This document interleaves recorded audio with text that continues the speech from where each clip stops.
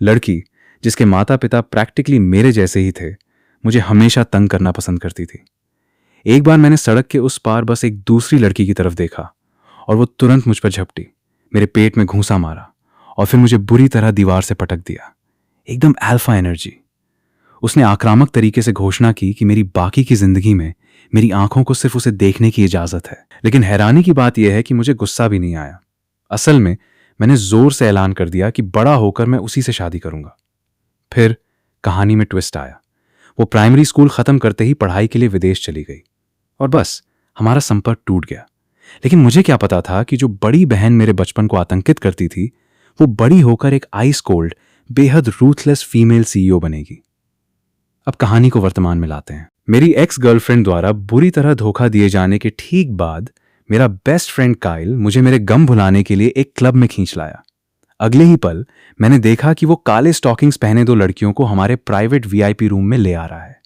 जब उसने मेरे हाथ में खाली ग्लास देखा तो वो ऐसे ठिठक गया जैसे हिरन हेडलाइट्स में देखता है। यार, तुमने वो पी लिया? क्या तुमने शराब को सूंघा भी? मैं पूरी तरह कंफ्यूज था। हम क्लब में हैं, क्या हमें पीना नहीं चाहिए?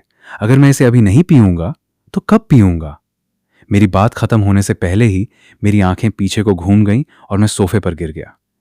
मेरे शरीर का तापमान ओवरहीटिंग लैपटॉप की तरह आसमान छूने लगा। ठीक है, चलो काम की बात करते हैं। तुम लड़कियां उसका अच्छे से ख्याल रखना, मैंने काइल को कहते सुना। मेरा ये दोस्त अभी भी फैक्ट्री सील्ड और ब्रांड न्यू है। आराम से, इसे तोड़ना मत, चिंता मत करो बॉस। स्टॉकिंग्स पहने दोनों लड़कियों ने मिलकर हंसते हुए कहा। उन्होंने प्रैक्टिकली मेरे जलते हुए शरीर को वीआईपी रूम से बाहर निकाला। एक धुंधले, बुखार भरे सपने में मुझे लगा कि मुझे एक नरम होटल के बिस्तर पर लिटा दिया गया है। मेरा पूरा शरीर बेहद खुजली और बेचैनी महसूस कर रहा था। ठीक उसी सिनेमाई पल में कई मस्कुलर बॉडीगार्ड्स ने दरवाजा तोड़ा और लड़कियों को बेरहमी से बाहर निकाल दिया। युवा मालिक को लगता है कोई खास रहस्यमयी जूस दिया गया है। मैं समझ गया, बाहर जाओ। मेरे स्पष्ट आदेश के बिना किसी को भी अंदर आने की इजाजत नहीं है। बॉडीगार्ड्स ने सम्मान से सिर झुकाया और पलक झपकते ही गायब हो गए। उसके बाद जो हुआ वो शुद्ध अविश्वसनीय आनंद था। ऐसा लगा जैसे मेरे शरीर का हर नकारात्मक भाव पूरी तरह से साफ हो रहा हो। अगली सुबह मैंने अपनी भारी आंखें खोली तो पाया कि मेरे बगल में एक बेहद खूबसूरत, लुभावनी महिला सो रही है। कमरे में चारों तरफ बवंडर की तरह बिखरे कपड़े देखकर मैं घबरा गया। मैंने दांत पीसकर काइल को बुरी तरह कोसा। वो कमीना, उसने मेरे लिए प्रोफेशनल्स हायर किए।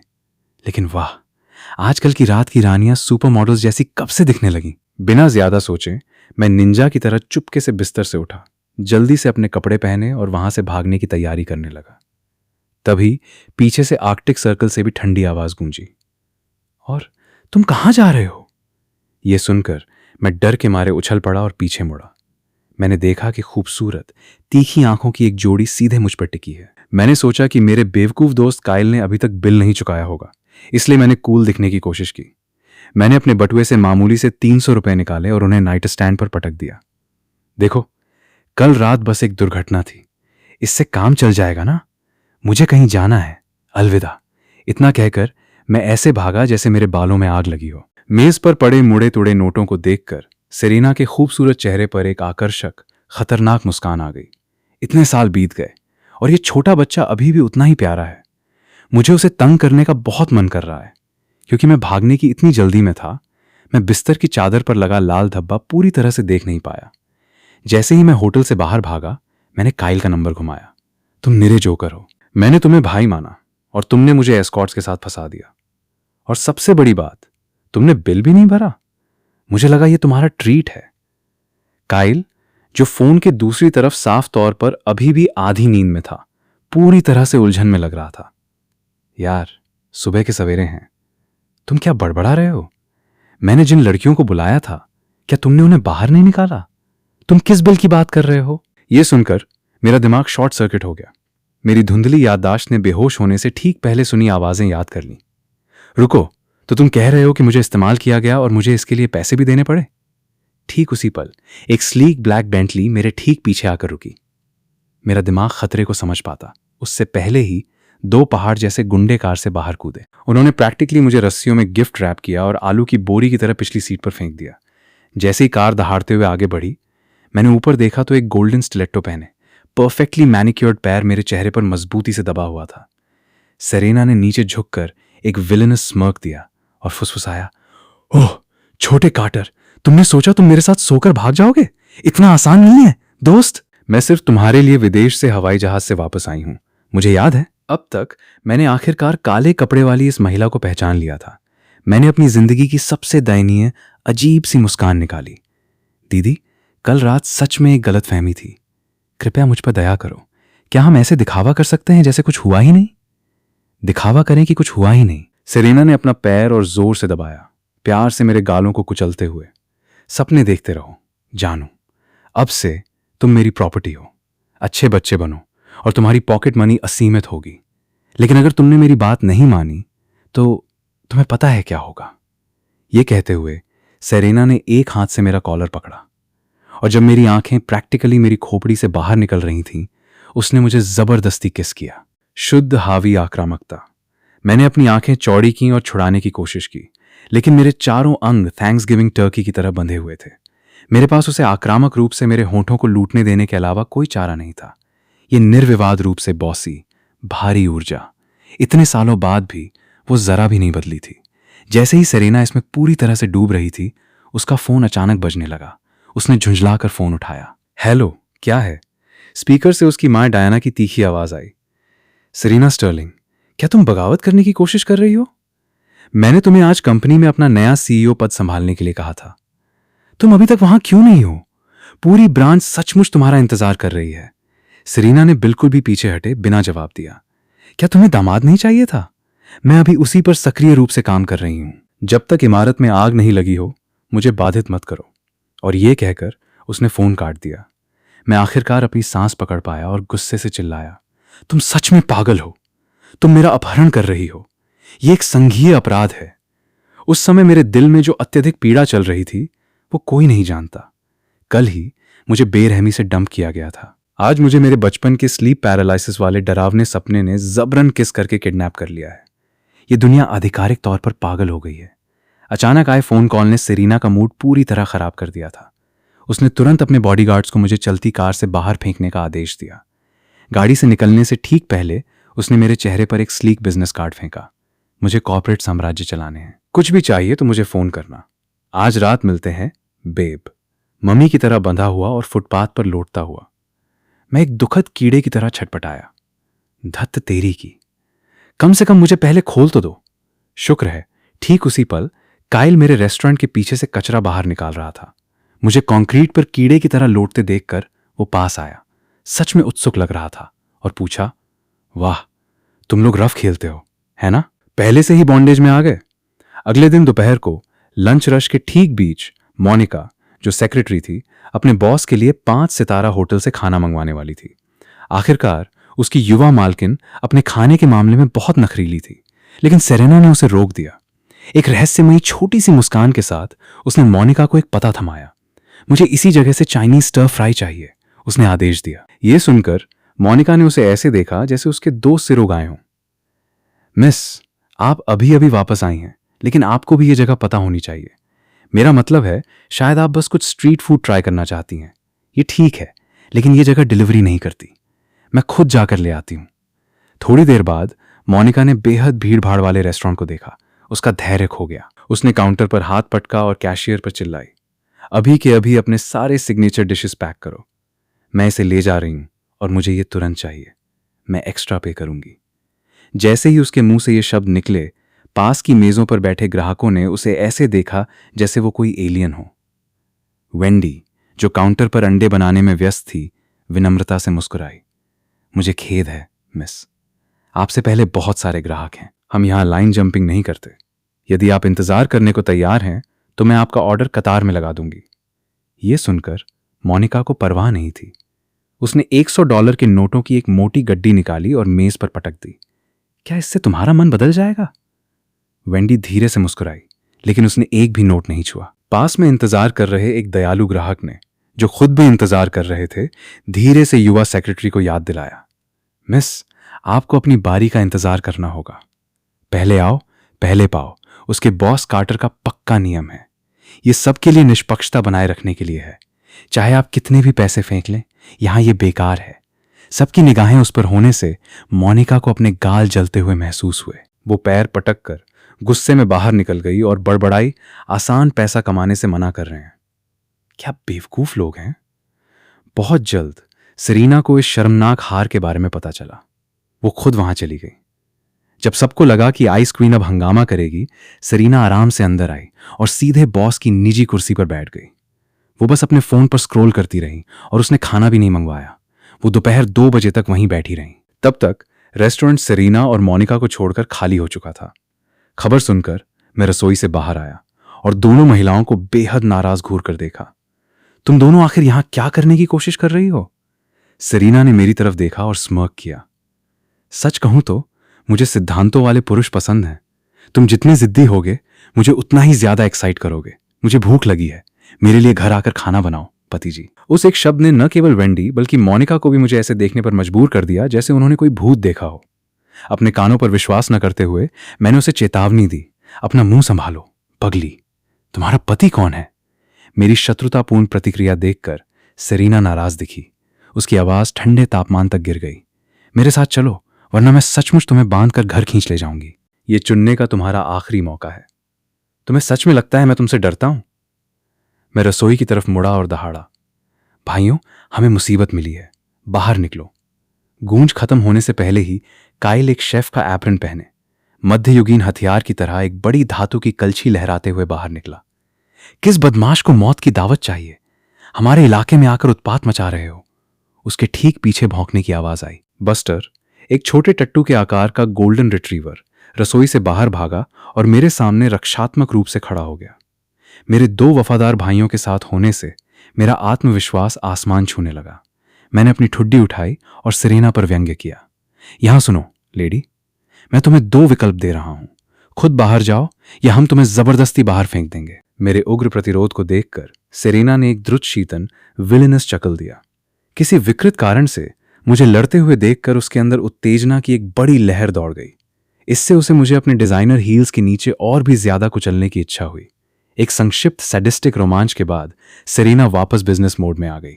उसने अपना फोन निकाला और एक शब्द कहा, प्रवेश करो। जैसे ही उसने बोला, 2 विशाल टैंक जैसे बॉडीगार्ड्स सड़क से अंदर घुस आए। उन्हें देखकर मैंने जोर से घूंट भरा, लेकिन अपनी छाती फुलाए रखने की कोशिश की। कोई बात नहीं, ये 3 बनाम 2 है, हमारे पास टैक्टिकल एडवांटेज है। मेरी जंग का नारा सुनकर मोनिका ने विनम्रता से मेरे पीछे इशारा किया। अरे, आप शायद देखना चाहेंगे कि आपके भाई क्या कर रहे हैं। उत्सुक होकर मैंने पीछे मुड़कर देखा। मैंने देखा कि काइल और कुत्ता बस्टर सचमुच रसोई के दरवाजे की ओर दबे पांव जा रहे हैं। रंगे हाथों पकड़े जाने पर काइल ने अजीब तरह से अपना सिर खुजलाया। ओह अरे, सुपरमार्केट में आज गोभी पर छूट है, मुझे जाना होगा। तुम अपना खुद देख लो कार्टर। और बस वो गद्दार पलक झपकते ही गायब हो गया। मैंने नीचे गोल्डन रिट्रीवर की ओर देखा, घबराकर हंसते हुए। बस्टर, मेरे बच्चे, मैं तुम्हें हर दिन अच्छा खाना खिलाता हूं, तुम मुझे नहीं छोड़ोगे, है ना? बस्टर ने अपनी बड़ी कुत्ते जैसी आंखें झपकाईं, फिर सीधे सेरेना के पास गया। उसके लंबे बेदाग पैरों से अपना सिर रगड़ा और एक प्यारा सा विम्पर निकाला, जैसे दुनिया का सबसे अच्छा लड़का हो। सेरेना कुत्ते के विश्वासघात से बहुत प्रसन्न हुई। उसने अपना पीला नाजुक हाथ बढ़ाया, उसका सिर थपथपाया और मुस्कुराई।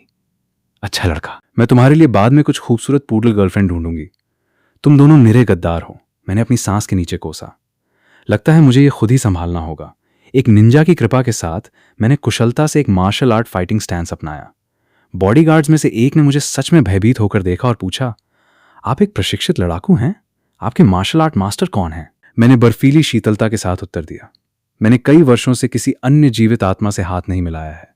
मैं वास्तव में आप सब पर अपना क्रोध नहीं उतारना चाहता था, लेकिन चूंकि आज आपने मुझे मजबूर किया है, आप मेरी असली शक्ति देखेंगे। दोनों बॉडीगार्ड्स ने तुरंत अपने रक्षात्मक रुख बढ़ा दिए, थोड़ा पसीना बहाते हुए। यहां तक कि सेरेना भी बिल्कुल सीधी बैठ गई, अपनी आंखें सिकोड़ते हुए। क्या इस आदमी के पास सच में कोई गुप्त तुरूप का पत्ता था? अगले ही पल मेरी आंखों का भाव बदल गया। मेरे कोर से एक अदृश्य आभा फूट पड़ी। हर मांसपेशी छिपी हुई शक्ति से फड़कने लगी और फिर मैं अपनी एड़ी पर घूमा और यूसैन बोल्ट की तरह पिछले दरवाजे के लिए दौड़ पड़ा। कमरे में मौजूद हर कोई दंग रह गया। सेरेना सबसे पहले इससे उबरी। वो 2 स्टंट बॉडीगार्ड्स पर चिल्लाई, तुम लोग वहां खड़े होकर क्या देख रहे हो? उसे पकड़ो, उसकी बात खत्म होने से पहले ही बस्टर पहले ही आगे बढ़ चुका था। इससे पहले कि मैं बाहर निकल पाता, मैंने एक दर्दनाक चीख निकाली। तुम बेवकूफ कुत्ते, मेरी पैंट छोड़ो। अगर तुमने अभी नहीं छोड़ा तो भगवान की कसम तुम आज रात सूप के बर्तन में जाओगे। कुछ ही देर बाद मुझे फिर से सॉसेज की तरह बांधकर बेंटली में फेंक दिया गया। तुम मुझे कहां ले जा रही हो? मेरा दिल डर से जोर से धड़क रहा था। क्या यह पागल महिला मुझे जिंदा दफनाने के लिए किसी सुनसान जंगल में ले जा रही थी? सेरेना ने कोई जवाब नहीं दिया। वो बस मेरे बगल में बैठ गई, आराम करने के लिए अपनी आंखें बंद कर लीं। कार शहर की सड़कों से गुजरती हुई अंततः एक विशाल शानदार लेक साइड मैंशन के सामने जाकर रुकी। ये 3 मंजिला मेगा विल्ला था, आसानी से 10,000 वर्ग फुट से अधिक। मुझे खोलने के बाद भले ही सेरेना ऐसी लग रही थी कि वो मुझे वहीं जिंदा खा जाना चाहती है, उसने फैसला किया कि उसके पेट को पहले असली खाना चाहिए। उसने मेरी कलाई पकड़ी और मुझे हवेली में खींच ले गई। अपने बटलर के पूरी तरह से हैरान भाव को अनदेखा करते हुए उसने मुझे मेगा किचन की ओर धकेल दिया। उसकी आवाज बर्फ थी। तुम्हारे पास ठीक 30 मिनट हैं। मुझे 3 मुख्य व्यंजन और एक सूप चाहिए। अगर इसका स्वाद कचरा जैसा हुआ तो तुम परिणाम जानते हो। उसकी डरावनी जानलेवा निगाहों को देखकर मेरे पास बॉबल हेड की तरह जोर जोर से सिर हिलाने के अलावा कोई चारा नहीं था। जब मैं रसोई में खाना बनाने में जुटा था, सेरेना ने अपने मास्टर बाथरूम में गर्म पानी से शावर लिया। जब मैं ब्रेज्ड एग प्लांट की प्लेट लेकर बाहर निकला तो मैंने देखा कि सेरेना एक रेशमी ब्लैक स्लिप ड्रेस पहने एक महोगनी कुर्सी पर एलिगेंटली झुकी हुई मुझे देख रही है। उसका पहनावा देखकर मैंने जोर से घूंट भरा और मेरा चेहरा लाल हो गया। यह महिला भले ही एक प्रमाणित साइको हो, लेकिन वो एक पूर्ण देवी थी। सेरेना, जो अपनी ठुड्डी को अपने हाथ पर टिकाए हुए थी, ने तुरंत मेरे छोटे से माइक्रो एक्सप्रेशन को पकड़ लिया। उसने एक शरारती, खतरनाक मुस्कान दिखाई और पूछा, क्या मैं सुंदर लग रही हूं? मैंने तीनों व्यंजन और सूप खाने की मेज पर रख दिए। भले ही मैं चीखना चाहता था, हां, मुझे अपना मर्दाना गौरव बनाए रखना था। मैंने सख्त दिखने की कोशिश की। कपड़े अच्छे हैं, बस शर्म की बात है कि इन्हें पहनने वाली थोड़ी मोटी है। यह सुनकर सेरेना की आंखों का तापमान 0 से नीचे चला गया। उसने हाथ बढ़ाकर मुझे जोर से अपनी गोद में खींच लिया। क्या कर रही हो तुम? मैंने उसकी धमकी भरी निगाहों को देखा। मेरी आवाज एक टीनेजर की तरह फट गई। सेरेना ने मेरी बाहें दबोच लीं। उसके होठों के कोने एक विकेट स्नीयर में मुड़ गए। चूंकि तुम्हें साफ तौर पर अपने शब्दों को छानना नहीं आता, इसलिए मुझे तुम्हारा मुंह बंद करने में मदद करने दो। यह कहकर वो झुकी और मेरे होठों को अपने होठों में कैद कर लिया। मैंने अपनी आंखें चौड़ी की और उसे दूर धकेलने की कोशिश की, लेकिन मेरी विद्रोही निगाहों को पकड़कर सेरेना ने मुझे सीधे पेट में घूंसा मार दिया।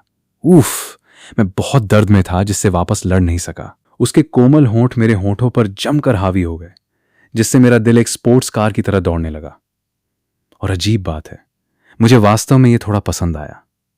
काफी देर बाद सेरेना ने आखिरकार मुझे छोड़ा। उसने अपने होंठ पोंछे, एक मोहक स्मर्क दिया और फुसफुसाया, यह याद रखो, तुम मेरी प्रॉपर्टी हो।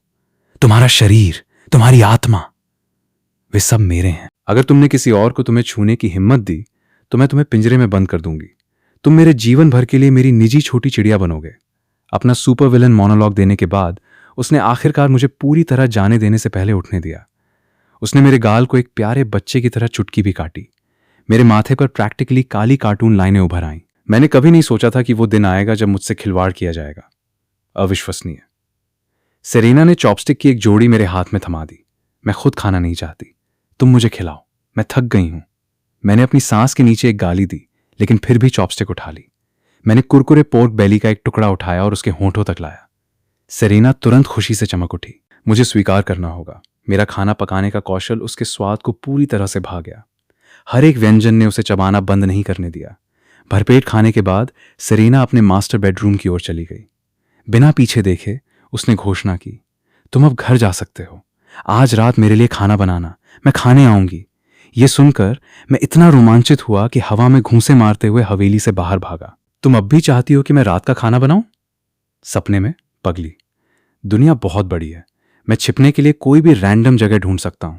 ऐसा नहीं है कि उसके पास मेरे माथे पर जीपीएस ट्रैकर है। लेकिन जो मैं नहीं जानता था वो ये था कि सेरेना अपनी बड़ी सी खिड़की के पास खड़ी मेरे भागते हुए साये को एक गहरी स्मर्क के साथ देख रही थी। तभी उसके ईयरपीस से एक आवाज आई, अरे सेरेना, क्या तुमने सुना? केंसिंगटन परिवार हमारा नया बिजनेस पार्टनर है। जब तुम इस बार चैड केंसिंगटन के प्रस्ताव को ठुकराओ तो बहुत बेरहम मत बनना। साथ ही तुम्हें इस साल अपने माता पिता से मिलने के लिए एक बॉयफ्रेंड को घर लाना होगा, समझी? हाँ हाँ, मुझे पता है। सरीना ने अधीरता से जवाब दिया और कॉल काट दिया। उसने पर्दे खींचे और सोने चली गई। समय उड़ गया और जल्द ही शाम हो गई। सरीना मेरे रेस्टोरेंट के दरवाजे पर लटके बंद डीडी चिन्ह को घूर रही थी। उसके पूरे शरीर से एक द्रुत शीतन आभा निकल रही थी। उसके बॉडीगार्ड्स ने उसे पहले कभी इतना क्रोधित नहीं देखा था। एक कॉल खत्म करने के बाद एक बॉडीगार्ड घबराया हुआ उसके पास रिपोर्ट करने आया। मिस्टर कार्टर अपने घर पे नहीं है। हमने पड़ोस के सिक्योरिटी कैमरास हैक किए। वो पूरे दिन घर नहीं गए हैं। सरीना की आंखों में एक गहरी ऑब्सेसिव, लगभग बीमार सी चमक चमक उठी। ये प्यारा सा आदमी, वो वास्तव में मेरे साथ लुका छिपी खेलना चाहता है। उसने तुरंत बॉडीगार्ड्स को रेस्टोरेंट का दरवाजा तोड़ने का आदेश दिया। कुत्ता बस्टर खुशी से अंदर से बाहर निकला, सीधे सरीना के पास दौड़ा और उसके पैरों से अपना सिर रगड़ने लगा।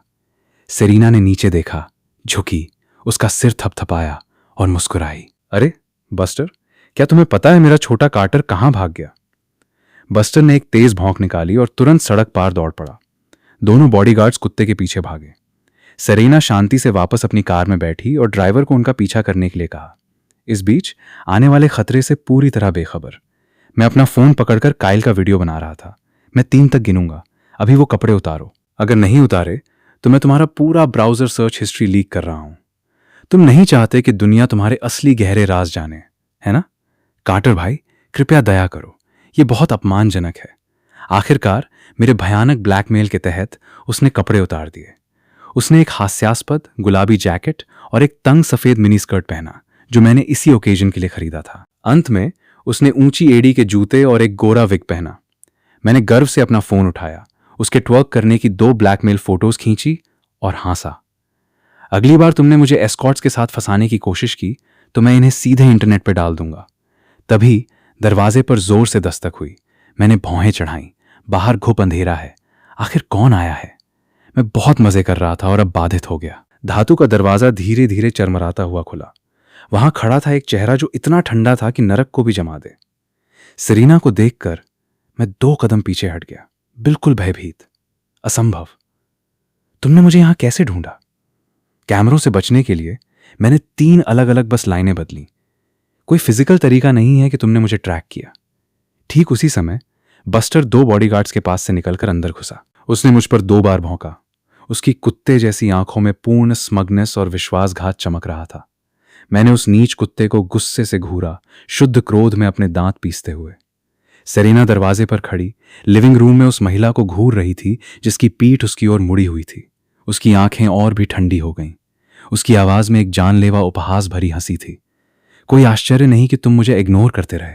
पता चला कि तुम अपने बेसमेंट में एक छोटा सा खजाना छिपाए हुए थे, लेकिन महिलाओं में तुम्हारा स्वाद सीरियसली बहुत खराब है।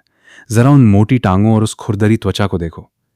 लेकिन कोई बात नहीं, एक बार जब मैं उसे छोटे टुकड़ों में काट दूंगी तो सब एक जैसा दिखता है। खाड़ी की मछलियों को यह बहुत पसंद आएगा। मछली का चारा बनने की धमकी सुनकर काइल मुड़ा, अपना आधा चेहरा ढका और रोने लगा। ऐसा मत करो, यह सब एक बड़ी गलतफहमी है। मैं एक असली आदमी हूं। मैं कसम खाता हूं कि यह वैसा नहीं है जैसा तुम सोच रही हो। उस गहरी पुरुष आवाज ने सरीना को चौंका दिया। फिर उसने मुझे अब तक का सबसे अजीब, सबसे जजमेंटल घूर कर देखा। मैंने उसकी निगाहों से बचते हुए अजीब तरह से 2 बार खांसा और शर्मिंदगी में बड़बड़ाया, मुझे उस तरह मत देखो। मेरा ओरिएंटेशन पूरी तरह से सामान्य है। अगर मैं उस तरफ जाता भी तो मैं इस बदसूरत आदमी को नहीं चुनता। एक बहुत लंबी असहज चुप्पी के बाद सरीना ने ठंडे स्वर में आदेश दिया, इसे ले जाओ। 2 बॉडीगार्ड्स आगे बढ़े, मुझे अपने कंधों पर उठाया और कार में फेंक दिया। अंदर सरीना ने मुझे गले से पकड़ा, अपनी खतरनाक आंखों को सिकोड़ते हुए। लगता है आज सुबह मेरी चेतावनी काम नहीं आई। मुझसे डेट करने के लिए इंतजार कर रहे पुरुषों की लाइन पेरिस तक फैल सकती है। आखिर मुझ में क्या कमी है? तुम मेरे साथ रहने के बजाय उस बदसूरत सनकी के साथ ड्रेसअप खेलना पसंद करोगे? मेरी गर्दन पर उसकी पकड़ कसती महसूस कर मैंने ठंडे स्वर में कहा, अपनी गरिमा को आत्मसमर्पण करने से इनकार करते हुए। मेरा अपना गौरव है, मैं महिलाओं पर निर्भर नहीं रहता। इसके अलावा बचपन की बातें छोड़ दो। हम सचमुच कुछ दिन पहले ही मिले हैं। मेरा पीछा करने का तुम्हारा असली मकसद क्या है? सेरेना ने मुझे पूर्ण शीतलता से घूरा, फिर धीरे धीरे अपनी पकड़ ढीली की, अपना सिर घुमाया और खिड़की से बाहर देखने लगी। उसने बाकी सफर में मेरी ओर नहीं देखा। जल्द ही कार मेरे छोटे जर्जर अपार्टमेंट के सामने रुकी। दरवाज़ा खोलने के बाद मैं आदत से मजबूर रसोई में चला गया। सेरेना आराम से मेरे लिविंग रूम में घूमती रही, फिर मेरे बेडरूम में चली गई। दीवार पर कॉलेज में ली गई मेरी और मेरी एक्स लिली की एक फोटो टंगी थी। कुल मिलाकर मेरा अपार्टमेंट काफ़ी आरामदायक था। जब वो कमरे से बाहर निकली तो वो फ्रेम वाली फोटो 100 छोटे टुकड़ों में फटकर कूड़ेदान में डाली जा चुकी थी। थोड़ी देर बाद मैं 2 प्लेट खाना लेकर बाहर आया, उन्हें मेज पर पटका और अपने कमरे की ओर चल दिया। बिना पीछे देखे मैंने कहा, काम खत्म करने के बाद बर्तन धो देना। अगर नहीं धोए तो अगली बार भले ही तुम मुझे मार डालो, मैं फिर कभी तुम्हारे लिए खाना नहीं बनाऊंगा। सेरेना की आंखें खतरनाक रूप से सिकुड़ गईं। इस दयनीय छोटे आदमी ने वास्तव में उसे धमकाने की हिम्मत की। उसने जल्दी से अपना खाना खत्म किया, अपना खाली कटोरा मेज पर पटका और सीधे मेरे बेडरूम में घुस गई। अब तक मैंने फटी हुई फोटो को देख लिया था, लेकिन मुझे सच में कोई परवाह नहीं थी। सेरेना को अंदर आते देख मैंने अपनी किताब पढ़ना जारी रखा और लापरवाही से कहा, अगर तुम यहां रुकना चाहती हो तो अगली बार गेस्ट रूम लेना, दस्तक देना याद रखना। शायद कार में हमारी बहस ने उसे इतना ठंडा बना दिया था। अगली बार की बात तब करेंगे जब होगी। सेरेना मेरे बिस्तर के किनारे बैठ गई। उसने अपनी एड़ियां उतारी, अपने पीले परिपूर्ण पैरों को प्रकट किया और जल्दी से एक शिकारी की तरह बिस्तर पर चढ़ गई। उसने मेरी कलाई को ऐसे दबाया जैसे वो किसी वॉर क्रिमिनल से पूछताछ कर रही हो। क्या तुम उसके साथ सोए थे? मेरी आंखें दूसरी ओर शिफ्ट हो गईं और मैंने अपने होंठ काटे। ये तुम्हारे काम की बात नहीं है, इसका तुमसे कोई लेना देना नहीं है। यह सुनकर सेरेना को उसका जवाब पहले ही मिल चुका था। उसके चेहरे पर एक मंत्रमुग्ध कर देने वाली भयानक मुस्कान खिल गई। वो झुकी और मुझे जबरदस्ती किस किया। अचानक मुझे लगा कि एक छोटी सी गोली उसके मुंह से मेरे मुंह में फिसल गई। मैंने उसे गुस्से से घूरा और जोर से दूर धकेल दिया। तुमने मुझे अभी क्या निगलने को दिया? लगभग तुरंत ही मेरी सांसें बेहद भारी हो गईं। मेरा शरीर कमजोर महसूस करने लगा, फिर भी बुखार से जल रहा था। सेरेना ठंडे फर्श पर नंगे पैर खड़ी थी, मुझे पूरी उदासीनता से देख रही थी। उसकी आवाज हड्डियों को ठंडा करने वाली थी। मैंने तुम्हें कुछ दिया है जो तुम्हें और अधिक आज्ञाकारी बना देगा। अगर तुम वास्तव में इसका विरोध कर सकते हो तो यह साबित करता है कि तुम सच में मुझे अपने दिल में तुच्छ समझते हो। अगर ऐसा हुआ तो मैं तुम्हें फिर कभी परेशान नहीं करूंगी। लेकिन सचमुच 1 सेकंड बाद मैं एक जंगली जानवर की तरह उस पर झपट पड़ा। हमने 1 घंटे से अधिक समय तक एडल्ट रेसलिंग की। अगली सुबह मैंने धीरे धीरे अपनी आंखें खोली, अपनी परिचित छत को घूरते हुए। अपने बगल में एक नरम सरसराहट की आवाज सुनकर मैंने अवचेतन रूप से अपना सिर घुमाया। मैं तुरंत एक मूर्ति की तरह जम गया। सेरेना केवल ब्लैक लिंगेरिए पहने मेरी निजी अलमारी में खोजबीन कर रही थी। बहुत जल्दी उसे मेरे 2 ओवरसाइज्ड कपड़े मिले और उसने उन्हें पहन लिया। वो ठीक उसी समय मुड़ी जब मैं उसे तीव्रता से बिना पलक झपकाए घूर रहा था। नाराज होकर उसने फर्श से एक शर्ट उठाई और मेरे चेहरे पर फेंक दी। क्या घूर रहे हो पर्वर्ट? क्या ये तुम्हारी गलती नहीं है कि कल रात मेरी ड्रेस फाड़कर टुकड़े टुकड़े कर दी? उठो और मुझे नाश्ता बनाओ। मैंने जल्दी से उड़ती हुई शर्ट को चकमा दिया, अपने होंठ बाहर निकालते हुए। वो बस एक पुराना कपड़ा था। वैसे भी मैं तुम्हें एक नया खरीद दूंगा, बड़ी बात है। वो ड्रेस यूरोप के एक शीर्ष स्तरीय डिजाइनर का कस्टम पीस थी। इसकी कीमत $1,00,000 थी। क्या तुम पक्का मुझे नया खरीद कर देना चाहते हो? मिस, आप नाश्ते में क्या लेना पसंद करेंगी? मैं तुरंत सीधा उठ बैठा और अपनी पैंट पहनने लगा। नीचे फर्श पर देखते हुए मैंने देखा कि काली ड्रेस जिसे मैंने कल रात कन्फेटी में बदल दिया था। मैं अपनी सांस के नीचे बड़बड़ाने से नहीं रोक सका।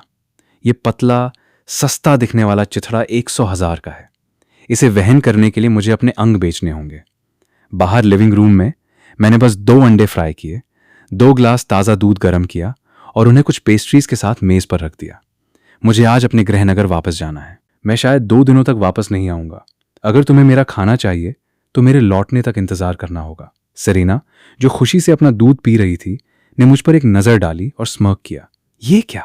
अब तुम मुझसे नफरत नहीं करते? मैंने उपहास किया। मैंने तुमसे कभी नफरत नहीं की। मुझे बस नफरत है जब लोग मेरे साथ बिना किसी कारण के बहुत अच्छा व्यवहार करते हैं। इससे मेरी त्वचा रेंगती है। भले ही मुझे कॉलेज से निकले केवल 2 साल हुए हैं, मैंने एक सार्वभौमिक सत्य जानने के लिए पर्याप्त अजीब नौकरियां की हैं। कोई भी तुम्हारे साथ बिना किसी कारण के रॉयल्टी जैसा व्यवहार नहीं करता जब तक कि वे पूरी तरह से बेवकूफ न हो। और सेरेना मेरी नजर में निश्चित रूप से बेवकूफ नहीं थी। वो एक उच्च स्तरीय कार्यशील पागल की तरह थी। मेरे सामने बैठी सेरेना को पता नहीं था कि मैं क्या विश्लेषण कर रहा था। वो बस वहां बैठी बेहद आकर्षक लग रही थी। उसके लंबे पीले पैर पूरी तरह से उभरे हुए थे। ऐसा लग रहा था जैसे वे किसी पत्रिका के कवर के हों। जब तुम वापस जाओ तो मुझे अपने माता पिता से मिलाने के लिए साथ ले जाना। ये सुनकर मेरा दिमाग शॉर्ट सर्किट हो गया। मैं तुम्हें ले जाने के बजाय ज्वालामुखी में कूदना पसंद करूंगा। जैसे ही मैंने ये कहा, सेरेना की आंखें जानलेवा हो गईं। वो खड़ी हुई, मेज के पार पहुंची और मुझे ठुड्डी से पकड़ लिया और मुझे सीधे उसकी आंखों में देखने के लिए मजबूर किया। उसकी आवाज भयानक रूप से ठंडी थी। मुझे लगता है कि तुम किसी बात को लेकर गहराई से भ्रमित हो। ये मत सोचो कि सिर्फ हमारे वर्तमान संबंधों के कारण तुम्हें मुझे चुनौती देने का अधिकार है। मैं तुम्हें सूचित कर रही हूं, तुम्हारी अनुमति नहीं मांग रही। उन पूर्ण हिमखंड आंखों से घूरे जाने पर मैं मदद नहीं कर सका, लेकिन जोर से निगला और हार मानकर सिर हिलाया। मेरा समर्पण देखकर सेरेना ने आखिरकार मेरी ठुड्डी छोड़ दी। वो मेज के चारों ओर चली, मेरे बगल में खड़ी हुई, मेरा कॉलर पकड़ा और मुझे एक गहरे भावुक चुंबन में खींच लिया। उसने तब तक नहीं छोड़ा जब तक मैं ऑक्सीजन की कमी से प्रैक्टिकली नीला नहीं पड़ गया। सेरेना ने आखिरकार मुझे छोड़ा, मेज से अपना फोन उठाया और दरवाजे की ओर बढ़ गई। इसे अपना इनाम समझो, उसने कहा। जब हम तुम्हारे गृहनगर जा रहे होंगे तो तुम्हारा व्यवहार सबसे अच्छा होना चाहिए, वरना तुम्हें पता है क्या होगा। मैंने अभी अभी अपनी सेक्रेटरी से तुम्हारे खाते में कुछ पॉकेट मनी ट्रांसफर करवाई है। अगर यह पर्याप्त नहीं है तो मुझसे आकर मिलो, जोर से धमाके के साथ। सामने का दरवाजा बंद हो गया। लगभग अगले ही पल मेरा फोन एक बैंक नोटिफिकेशन के साथ गूंजा। खाता समाप्त 9,527, जमा राशि $1 मिलियन। उस टेक्स्ट मैसेज को देखकर मैंने भारी मन से छत की ओर देखा। ये पागल अमीर महिला मुझ पर कैजुअली $1 मिलियन फेंक रही है। ये इतना पैसा है, ये मुझे जीवन में पूरी तरह से प्रयास करना बंद करने का मन करता है। लेकिन मैंने जल्दी से अपना सिर हिलाया। चिंता की लहर मुझ पर हावी हो गई। मैंने खुद को डांटा, मैं एक मजबूत स्वतंत्र आदमी हूं। मैं शुगर बेबी कैसे बन सकता हूं? अगर ये बात फैल गई तो मेरी प्रतिष्ठा बर्बाद हो जाएगी। बिल्कुल नहीं, ये महिला बहुत चालाक है। वो अपने गंदे पैसे से मेरी शुद्ध आत्मा को भ्रष्ट करने की कोशिश कर रही है। नाश्ता खत्म करने के बाद मैंने जल्दी से अपना बैग पैक किया, अपनी कार की चाबियां उठाईं और अपने गृहनगर के लिए निकल पड़ा। इस बीच सेरेना की चौफर वाली कार में मोनिका आगे की सीट पर बैठी रिपोर्टों की समीक्षा कर रही थी, जबकि सेरेना पीछे बैठी थी, थोड़ी सी खोई हुई सी।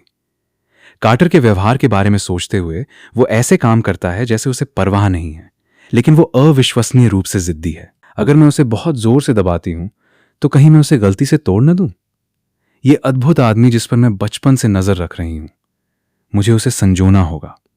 उसने देखा कि मोनिका रिपोर्ट को गहनता से पढ़ रही है। अचानक उसने कहीं से पूछा, मोनिका, मुझे बताओ, आखिर किसी आदमी का दिल कैसे जीता जाता है? यह सुनकर मोनिका ने अपने कागजों से नजर तक नहीं उठाई। एक आदमी का दिल जीतना, यह बच्चों का खेल है। फिर यह महसूस करते हुए कि किसने पूछा, मोनिका ने अपना सिर उठाया, सेरेना को घूरा, उसे 2 बार ऊपर से नीचे देखा और एक जटिल भाव के साथ कहा, तुम बदल गई हो। क्या तुम वही आइस क्वीन सीईओ हो जिसे मैं जानती थी? अगर तुम अपने पूरे महीने का वेतन कटवाना नहीं चाहती तो मैं सुझाव देती हूं कि सवाल का जवाब दो। सेरेना का स्वर खतरनाक रूप से नरम था।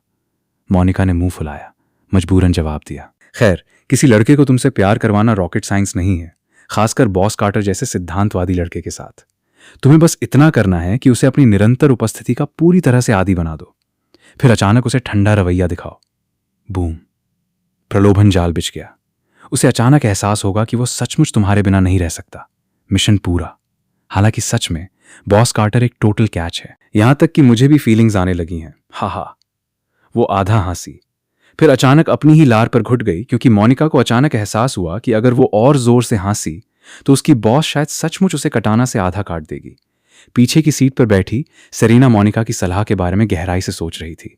एक आदमी को जुनूनी बनाने की चाल उसे इग्नोर करना है, लेकिन मुख्य समस्या यह थी कि जाल में फंसने वाली वो खुद थी। वो खुद को उसे इग्नोर करने के लिए कैसे नियंत्रित कर सकती थी?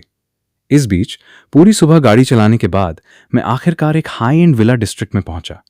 मैंने एक आलीशान 2 मंजिला घर के सामने गाड़ी पार्क की। इंजन सुनकर एक एप्रन पहने महिला पहली मंजिल से बाहर चली आई। उसने न्यूड पैंटी हॉर्स पहन रखी थी और स्पष्ट रूप से 40 की हो चुकी थी, लेकिन 25 से एक दिन बड़ी नहीं लग रही थी। कार्टर, मुझे तुम्हारी बहुत याद आ रही थी। कार्टर। महिला दौड़कर मेरे पास आई और मुझे गले लगा लिया। बहुत खुश दिख रही थी। उसे अपना चेहरा मेरे चेहरे से सटाने की कोशिश करते देख मैंने जल्दी से उसे दूर धकेल दिया, बहुत नाराज दिखते हुए। ऑन्ट क्लोई, कृपया जाओ और एक आदमी ढूंढो और शादी कर लो। अगर तुम ऐसे ही व्यवहार करती रहीं तो मैं फिर कभी तुमसे मिलने नहीं आऊंगा। ये पवित्र महिला कोई और नहीं बल्कि मेरी सबसे छोटी चाची ख्लोई कोल थी, जो एक प्रमाणित बड़ी अविवाहित महिला थी, जिसके पास करोड़ों का फैशन एम्पायर था। एक सच्ची वेरीफाइड शुगर मामा। अगर मैं सच में चाहता तो मैं बस एक बिगड़ैल अमीर बच्चा बन सकता था और मुझे जीवन में फिर कभी बर्गर फ्लिप नहीं करना पड़ता। लेकिन मुझे फ्रीलोडर बनने में बहुत गर्व है। मैं बस नरम चावल नहीं खा सकता। लेकिन अगले ही पल मेरे पेट पर एक ब्रूटल घूंसा पड़ा। मेरी आंखें बाहर निकल आईं और मैंने अपना नाश्ता लगभग उल्टी कर दिया। क्लोई ने अपनी मुट्ठी वापस खींची, अपने कूल्हों पर हाथ रखा और व्यंग्य किया। मुझे एक बार फिर से बूढ़ी कुंवारी कहो और मैं गारंटी देती हूं कि तुम अपनी बाकी की जिंदगी व्हील चेयर में बिताओगे। ये कहकर वो बिना पीछे मुड़े वापस विला में चली गई। अंदर आओ और खाना खाओ। मुझे पता था कि तुम आ रहे हो, इसलिए मैंने कुछ स्पेयर रिब्स स्लो कुक किए हैं। गारंटी है कि तुम्हारे मुंह में पानी आ जाएगा। मैंने अपने दर्द भरे पेट को रगड़ा, मुंह फुलाया और लंगड़ाता हुआ अंदर चला गया। अपनी चाची के साथ मेरा रिश्ता बहुत अच्छा था। हम वयस्क रिश्तेदारों की तुलना में झगड़ालू भाई बहनों की तरह व्यवहार करते हैं। कुछ देर बाद हमने दोपहर का खाना शुरू किया। क्लोई ने रसदार पसली का एक टुकड़ा मेरे कटोरे में डाला। अपनी लंबी टांगों को क्रॉस करके बैठी उसने उत्सुकता से पूछा, तो क्या तुम्हारा बचपन का प्यार अभी तक तुम्हें ढूंढने आई? तुम्हारा रिश्ता कितना आगे बढ़ा? मैंने मुंह भर चावल लेते हुए लगभग घुट घुट कर मरते मरते बचा। हमें मिले हुए इतने साल हो गए, अभी हम बमुश्किल सामान्य दोस्त भी हैं। ये सुनकर ख्लोई स्पष्ट रूप से निराश दिखी। उसने नाटकीय रूप से आह भरी। क्या त्रासदी है? उन दिनों तुम प्रैक्टिकली चिल्लाते थे कि तुम छोटी सरीना से शादी करना चाहते हो। अगर कोई तुम दोनों को एक ही बिस्तर पर सोने से रोकने की कोशिश करता तो तुम बहुत बड़ा टैंट्रम फेंकते। ये सुनकर मैं एक ग्लिच्ड एनपीसी की तरह जम गया। मुझे एक ही बिस्तर पर सोना याद है, लेकिन क्या मैंने सच में कहा था कि मैं उससे शादी करना चाहता हूं? ऐसा कब हुआ? आखिरकार ये दशकों पहले की बात थी। मेरी बचपन की यादें ज्यादा से ज्यादा धुंधली थीं, लेकिन क्लोई ने मुझे ऐसे देखा जैसे मैं बिल्कुल मूर्ख हूं। उसने आत्मविश्वास से घोषणा की, बेशक तुमने कहा था, और छोटी सेरीना इसे एक पल के लिए भी नहीं भूली है। आखिर तुम्हें क्या लगता है कि वो तुम्हें खोजने के लिए विदेश से हवाई जहाज से वापस क्यों आई? क्या तुम्हें लगता है कि ये तुम्हारे खूबसूरत चेहरे के कारण था? बस अपना खाना खाओ। दोपहर के भोजन के बाद क्लोई कपड़े बदलने के लिए ऊपर चली गई और मुझे बर्तन धोने का काम सौंपा गया। जब मैं प्लेटों का ढेर रसोई में ले गया और सिंक को कई दिनों से वहां पड़े सख्त फफूंदी लगे बर्तनों से भरा देखा तो मेरा दिमाग नेक क्रोध से भर गया। वो कितनी आलसी है। कोई आश्चर्य नहीं कि कोई उससे शादी नहीं करना चाहता। जब मैं बर्तन साफ कर रहा था, मेरा फोन बजा। मैंने अपने हाथ सुखाए और उसे बाहर निकाला। मैं तुरंत अवाक रह गया। कॉलर आईडी पर लिखा था बेबी बू। मुझे सोचने की भी जरूरत नहीं थी। यह निश्चित रूप से सेरीना की करतूत थी जब उसने मेरे फोन से छेड़छाड़ की थी। एक पल की हिचकिचाहट के बाद मैंने फिर भी कॉल उठा ली, क्योंकि अगर मैंने इसे इग्नोर किया तो यह पागल शायद एक तलवार लेकर मेरे घर आ जाती। जैसे ही लाइन जुड़ी, एक बर्फीली आवाज गूंजी, तुम्हें जवाब देने में इतनी देर क्यों लगी? मेरा पूरा शरीर अनायास कांप गया। मैं घबरा गया और जवाब दिया, मैं बर्तन धो रहा था। क्या तुम्हें कुछ चाहिए? दूसरी ओर अपने पेंट हाउस ऑफिस में सेरीना थोड़ी सुस्त लग रही थी। मुझे तुम्हारी याद आई। हमें मिले हुए 4 घंटे हो गए हैं और तुमने मुझे एक बार भी फोन नहीं किया। बताओ, क्या मुझे अपने आदमियों को तुम्हें फिर से किडनैप करने के लिए भेजना होगा? अपहरण एक गंभीर अपराध है। अगर तुम कानून जानते हो और उसे तोड़ते हो तो सजा और भी बदतर है। मैं बस एक चिंतित प्रेमिका हूं जो अपने प्रेमी को अपने करीब रखना चाहती है। क्या यह पूरी तरह से उचित नहीं है? तुम्हारा प्रेमी कौन है? सावधान रहो, वरना मैं तुम पर मानहानि का मुकदमा कर दूंगा। सेरीना धीरे से हंसी। उसकी आवाज तनाव मुक्त थी, लेकिन अभी पूर्ण अधिकार रखती थी। कुछ ऐसा कहो जिससे मुझे खुशी मिले, नहीं तो मैं अभी वहां गाड़ी चलाकर आ रही हूं और तुम परिणाम जानते हो। आखिरकार मैंने अपने दांत पीसे और हर शब्दांश को जबरदस्ती बाहर निकाला। मैं तुम्हें पसंद करता हूं। मैं तुम्हें सबसे ज्यादा पसंद करता हूं। तुम अत्याचारी हो। भले ही मैं एक बंधक की तरह लग रहा था जो फिरौती का नोट पढ़ रहा था, सेरीना खुशी से झूम उठी। वो सूरज से भी तेज मुस्कुराई और उत्साह से चिल्लाई, मेरा आदमी बहुत प्यारा है। इसे कुछ और बार कहो। मैं इसे फिर से सुनना चाहती हूं। लेकिन उसे केवल मेरे फोन काटने की बीप बीप आवाज का जवाब मिला। कटे हुए स्क्रीन को घूरते हुए सेरीना का चेहरा तुरंत वापस शून्य से नीचे के तापमान पर चला गया। उसकी आंखों से जानलेवा इरादा झलक रहा था। इस बदमाश ने मेरा फोन काटने की हिम्मत की। लगता है मेरा अनुशासन पर्याप्त कठोर नहीं था। ठीक उसी समय मोनिका दस्तावेजों का एक बड़ा ढेर लेकर अंदर आई और मुस्कुराई। अरे सेरेना, पास में एक नई बेकरी खुली है। हम इस महीने तुम्हारा वेतन 50 रुपए काट रहे हैं। सेरेना ने उसे ठंडे स्वर में काटा, जिससे मोनिका जम गई। भ्रमित और क्रोधित होकर मोनिका ने मांग की। तुम मेरा वेतन क्यों काट रही हो? सेरेना ने सपाट स्वर में जवाब दिया। क्योंकि तुमने मेरे कार्यालय में अपने बाएं पैर से प्रवेश किया। अगली सुबह मैंने सामने का दरवाजा खोला और देखा कि बाहर एक स्लीक ब्लैक बेंटली खड़ी है। बेंटली के बगल में एक ब्लैक ड्रेस पहने लड़की बिल्कुल स्थिर खड़ी थी। उसका खूबसूरत चेहरा सुबह के कोहरे में खड़े एक देवदूत जैसा लग रहा था। मैं ऊपर चला गया, सेरेना को शुद्ध सदमे में घूरा और पूछा, तुम यहां क्या कर रही हो? तुम्हारे साथ नाश्ता करने के लिए। सेरेना ने ठंडे स्वर में जवाब दिया। मैं दंग रह गया। वो भोर में किंग्सविल से लॉन्ग क्रीक तक पूरे रास्ते ड्राइव करके सिर्फ मेरे साथ नाश्ता करने आई थी। क्या ये लड़की पूरी तरह से दिमागी रूप से क्षतिग्रस्त है? पास खड़ी आंट क्लोई ने हवा में अजीब रोमांटिक तनाव को पकड़ लिया और तुरंत अनुमान लगा लिया कि क्या हो रहा है। उसने तुरंत अपनी कार का दरवाजा खोला और अंदर बैठ गई। अरे, मुझे अभी अभी याद आया कि मुझे ऑफिस में एक इमरजेंसी है।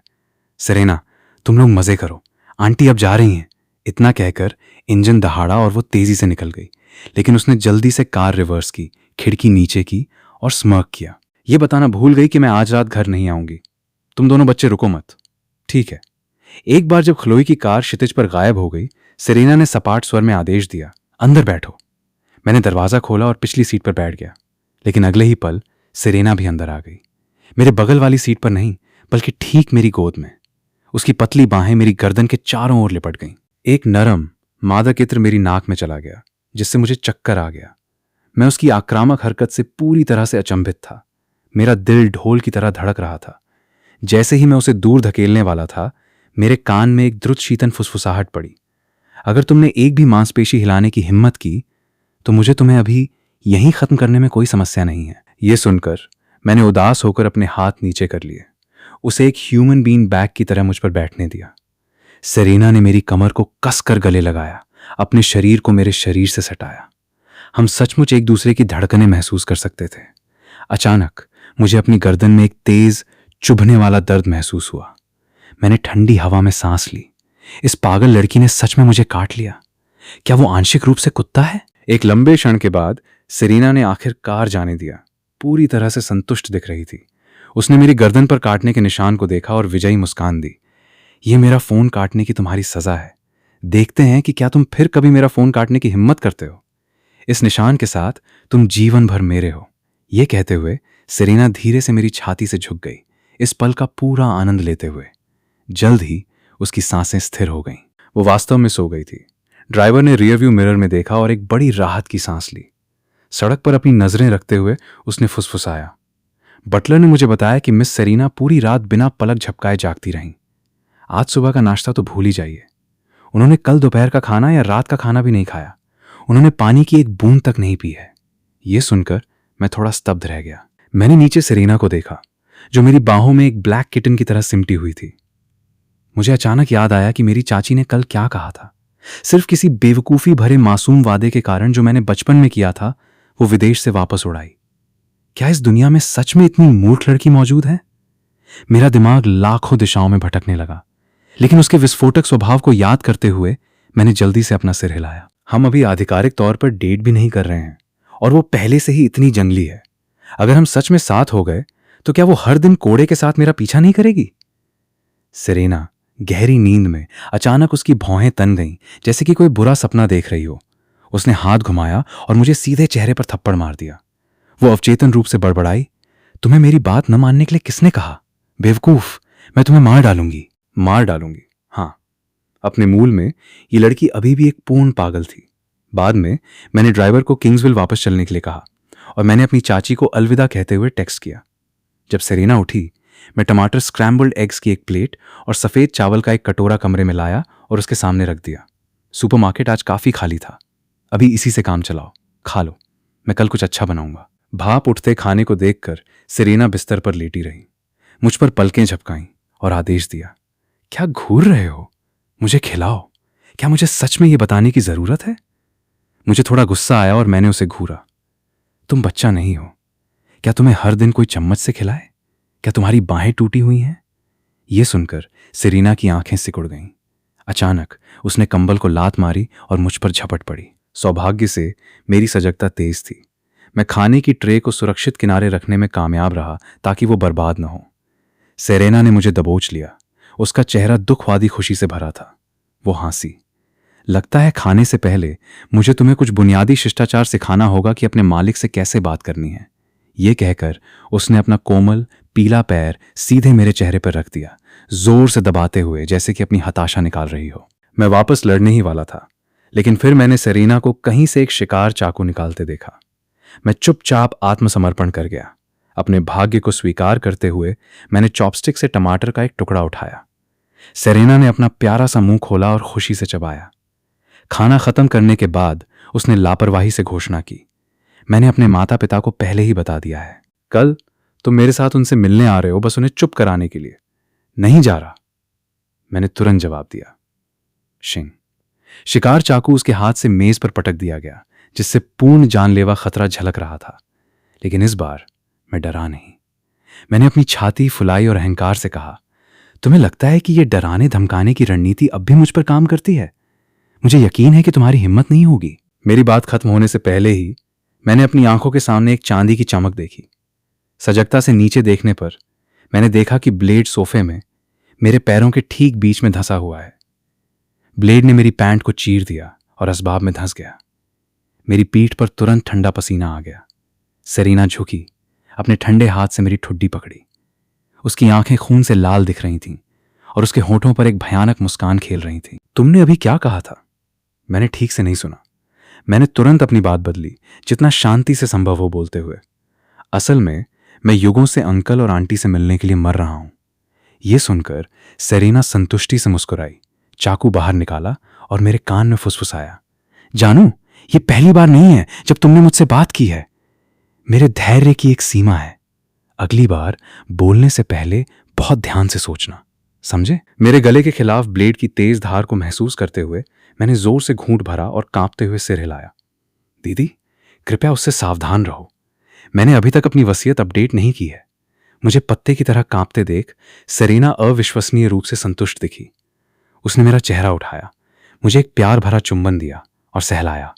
अच्छा लड़का, तुम बहुत प्यारे हो, मैं तुम्हारी दीवानी हूं। मैंने अपनी गर्दन पीछे सिकोड़ी और फुसफुसाया, दीदी, कुछ है जो मुझे नहीं पता कि मुझे कहना चाहिए या नहीं।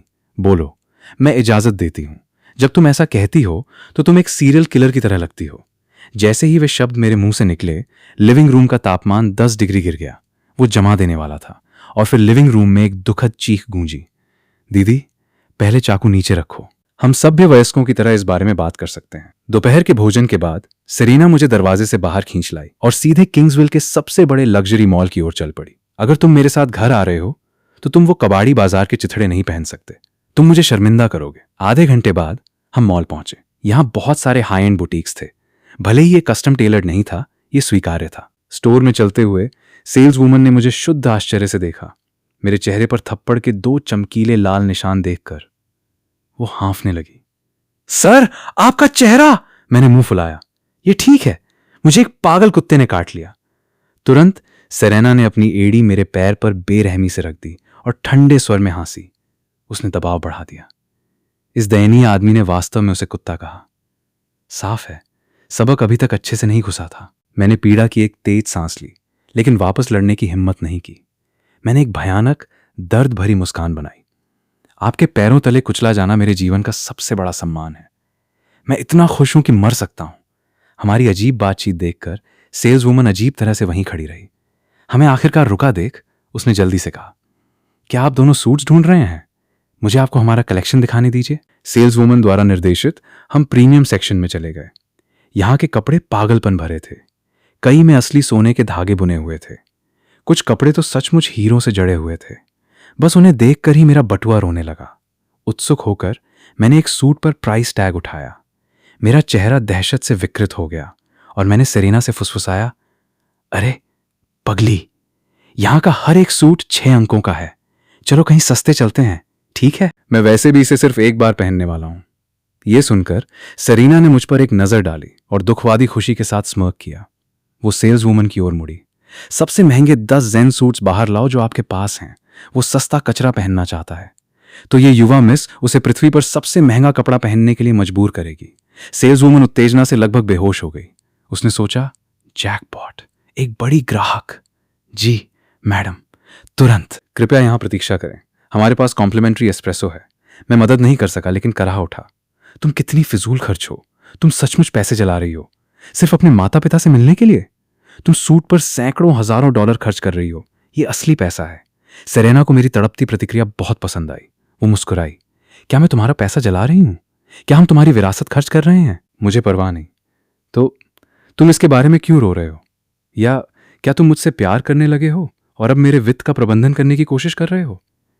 मेरा चेहरा चुकंदर लाल हो गया। मैंने शांत होने के लिए जल्दी से एस्प्रेसो की एक चुस्की ली और बड़बड़ाया, तुम किस तरह की बकवास कर रही हो? मैं चिड़ियाघर में बाघ के साथ डेट करना पसंद करूंगा। मैं तुमसे कभी प्यार नहीं करूंगा। एक जानलेवा बर्फीली नजर मुझ पर पड़ी। मैंने तुरंत अपना मुंह बंद कर लिया और एक भी शब्द बोलने की हिम्मत नहीं की।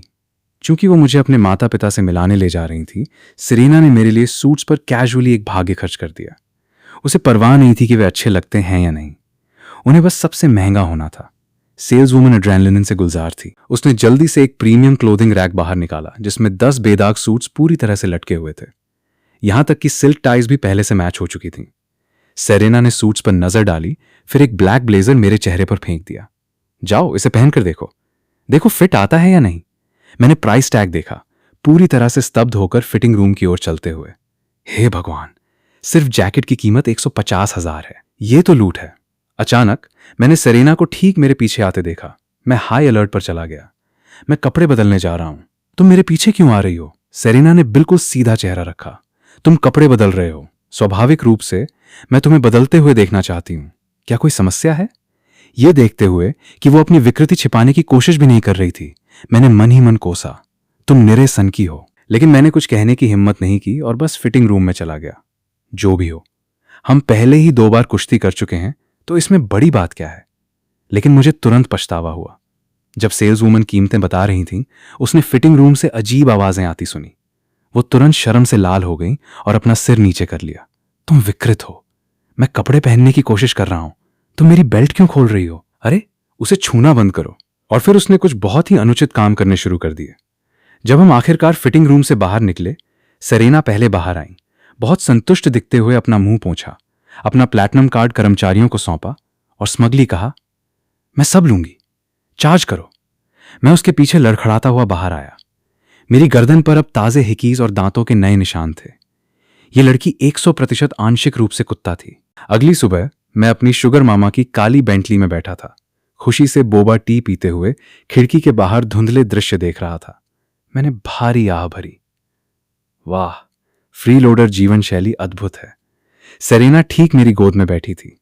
कभी कभी वो मेरी बोबा टी लेती और एक घूंट पी लेती, मेरे स्ट्रॉ पर अपने चमकीले लाल लिपस्टिक का निशान छोड़ देती। अगर मैं पुराना होता तो निश्चित रूप से वापस लड़ता, लेकिन मैंने जितने आघात सहे थे, उसके बाद मैं उसकी विचित्रता के प्रति पूरी तरह से प्रतिरक्षित हो गया था। ये सिर्फ एक अप्रत्यक्ष चुंबन है ना? जो भी हो। 2 घंटे बाद बेंटली आखिरकार प्रांतीय राजधानी पहुंची।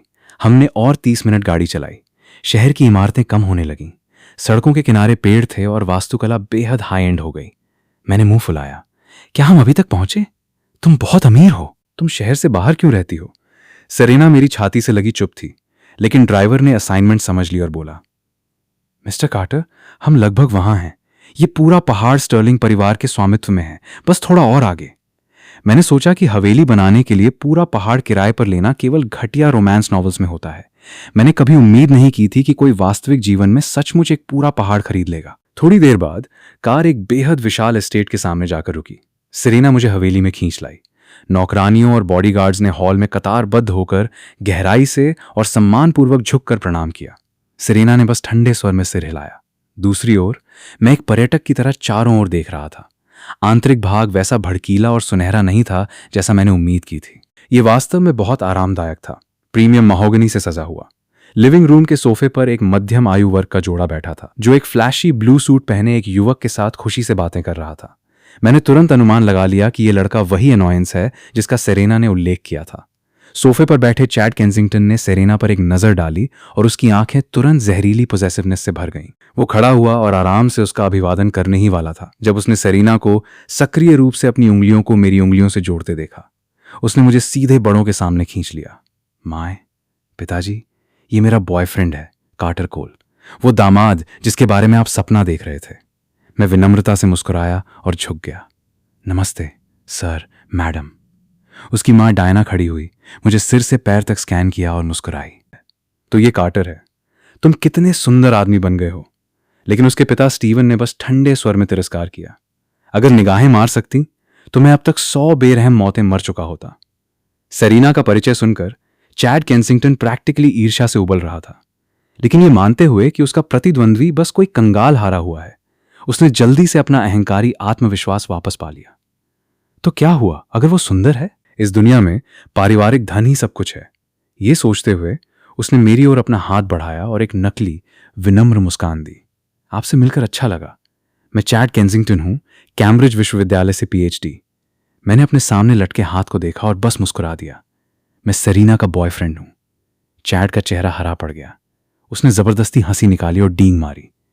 मेरा परिवार आतिथ्य व्यवसाय में है। हमारे पास देश भर में 200 से अधिक लग्जरी होटल श्रृंखलाएं हैं। हमारी कुल संपत्ति बस कुछ अरब है।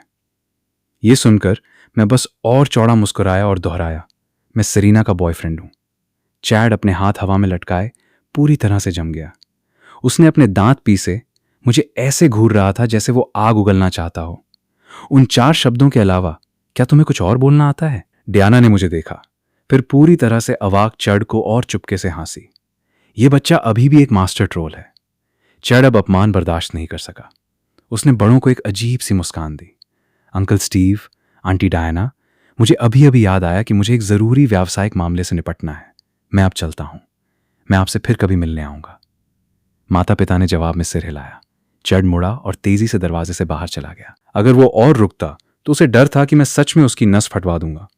मुक्के की लड़ाई हारना एक बात है, लेकिन स्टर्लिंग परिवार के सामने बेइज्जती होना एक बड़ी आपदा थी। उसने पहले कभी सेरेना के बॉयफ्रेंड होने के बारे में नहीं सुना था। यह आदमी कहीं से भी प्रकट हुआ। उसने निश्चित रूप से सिर्फ एक अभिनेता को मीट शील्ड के रूप में इस्तेमाल करने के लिए काम पर रखा है। हाँ, यही होना चाहिए। अहंकारी चैड को गुस्से में बाहर निकलते देख सेरेना ने मेरे कंधे को अनुमोदन से थपथपाया। एक दुर्लभ तारीफ। अच्छा लड़का, इसके लिए तुम्हें बाद में एक विशेष इनाम मिलेगा। डायना ने अपनी बेटी को घूरा। क्या? अच्छा लड़का? तुमने उस बेचारे लड़के को इज्जत का एक टुकड़ा भी नहीं छोड़ा। ठीक है, बहुत हुआ, चलो खाना खाते हैं। अगर हम अभी नहीं खाएंगे तो खाना ठंडा हो जाएगा। मैं अभी डाइनिंग टेबल पर बैठा ही था कि मेरे ठीक सामने शराब की एक बड़ी बोतल जोर से पटक दी गई। मैंने सहज रूप से ऊपर देखा तो स्टीवन मेरे सामने बैठे थे। उन्होंने एक भयानक ठंडी मुस्कान दी। यहां सुनो बदमाश, मेरी बेटी को डेट करने की हिम्मत है तुम में। मुझे उम्मीद है कि तुमने उस निर्जन द्वीप के लिए अपना बैग पैक कर लिया है जहां मैं तुम्हें निर्वासित कर रहा हूं। मेरा चेहरा काला पड़ गया। माफ करना, मैंने उसे कब बहकाया? वो तो मुझे किडनैप करके लाई है। सेरीना ने सपाट स्वर में कहा। पिताजी, आप क्या कर रहे हैं? अपनी प्यारी बेटी, अंतिम गर्ल डैड स्टीवन की बर्फीली नजर देखकर उन्होंने तुरंत शराब की बोतल वापस खींच ली और घबराकर हंसे। सेरीना, स्वीटी, पिताजी बस उसकी थोड़ी परीक्षा ले रहे थे। चलो, तुम बेहतर अपने आप को संभालो, बूढ़े आदमी। मैं तुम्हें अभी बता दूं, यह एक चमत्कार है कि हमारी बेटी को आखिरकार कोई पसंद आया। अगर तुमने इसे बिगाड़ने की हिम्मत की तो मुझे दोष मत देना अगर मैं तुम्हारा जीवन नर्क बना दूं। डायना ने अपने पति को जानलेवा नजर से धमकाया। फिर वो गर्मजोशी से मुस्कुराई और मुझे चावल का कटोरा थमाया। वो हंसी। कार्टर, बेटा, बस अपने आप को घर पे समझो। अपने अंकल पे ध्यान मत दो, उनका बस थोड़ा गुस्सा है। मैंने राहत की एक बड़ी सांस ली। मैं कटोरा लेने के लिए अपना हाथ बढ़ा ही रहा था कि डायना ने धीरे से मीठे स्वर में फुसफुसाया। लेकिन अगर तुमने कभी हमारी सेरीना का दिल तोड़ने की हिम्मत की तो एक निर्जन द्वीप तुम्हारी चिंताओं में सबसे कम होगा। आखिरकार मुझे पता चला कि इस साइको को यह सब कहां से मिलता है। आंटी डायना और भी ज्यादा कट्टर है। मैंने सोचा कि माता पिता से मिलना मेरे लिए कुछ ब्राउनी पॉइंट्स हासिल करने का मौका होगा। मुझे उम्मीद नहीं थी कि माँ एक शाब्दिक माफिया बॉस होंगी जो मेरे शरीर को एक निर्जन द्वीप पर फेंकने की धमकी दे रही हैं। मैं पसीने से तर था। जैसे ही दोपहर का भोजन खत्म हुआ, मैंने जाने की भीख मांगी, भयभीत कि अगर मैं रुका तो मैं गलती से गायब हो जाऊंगा।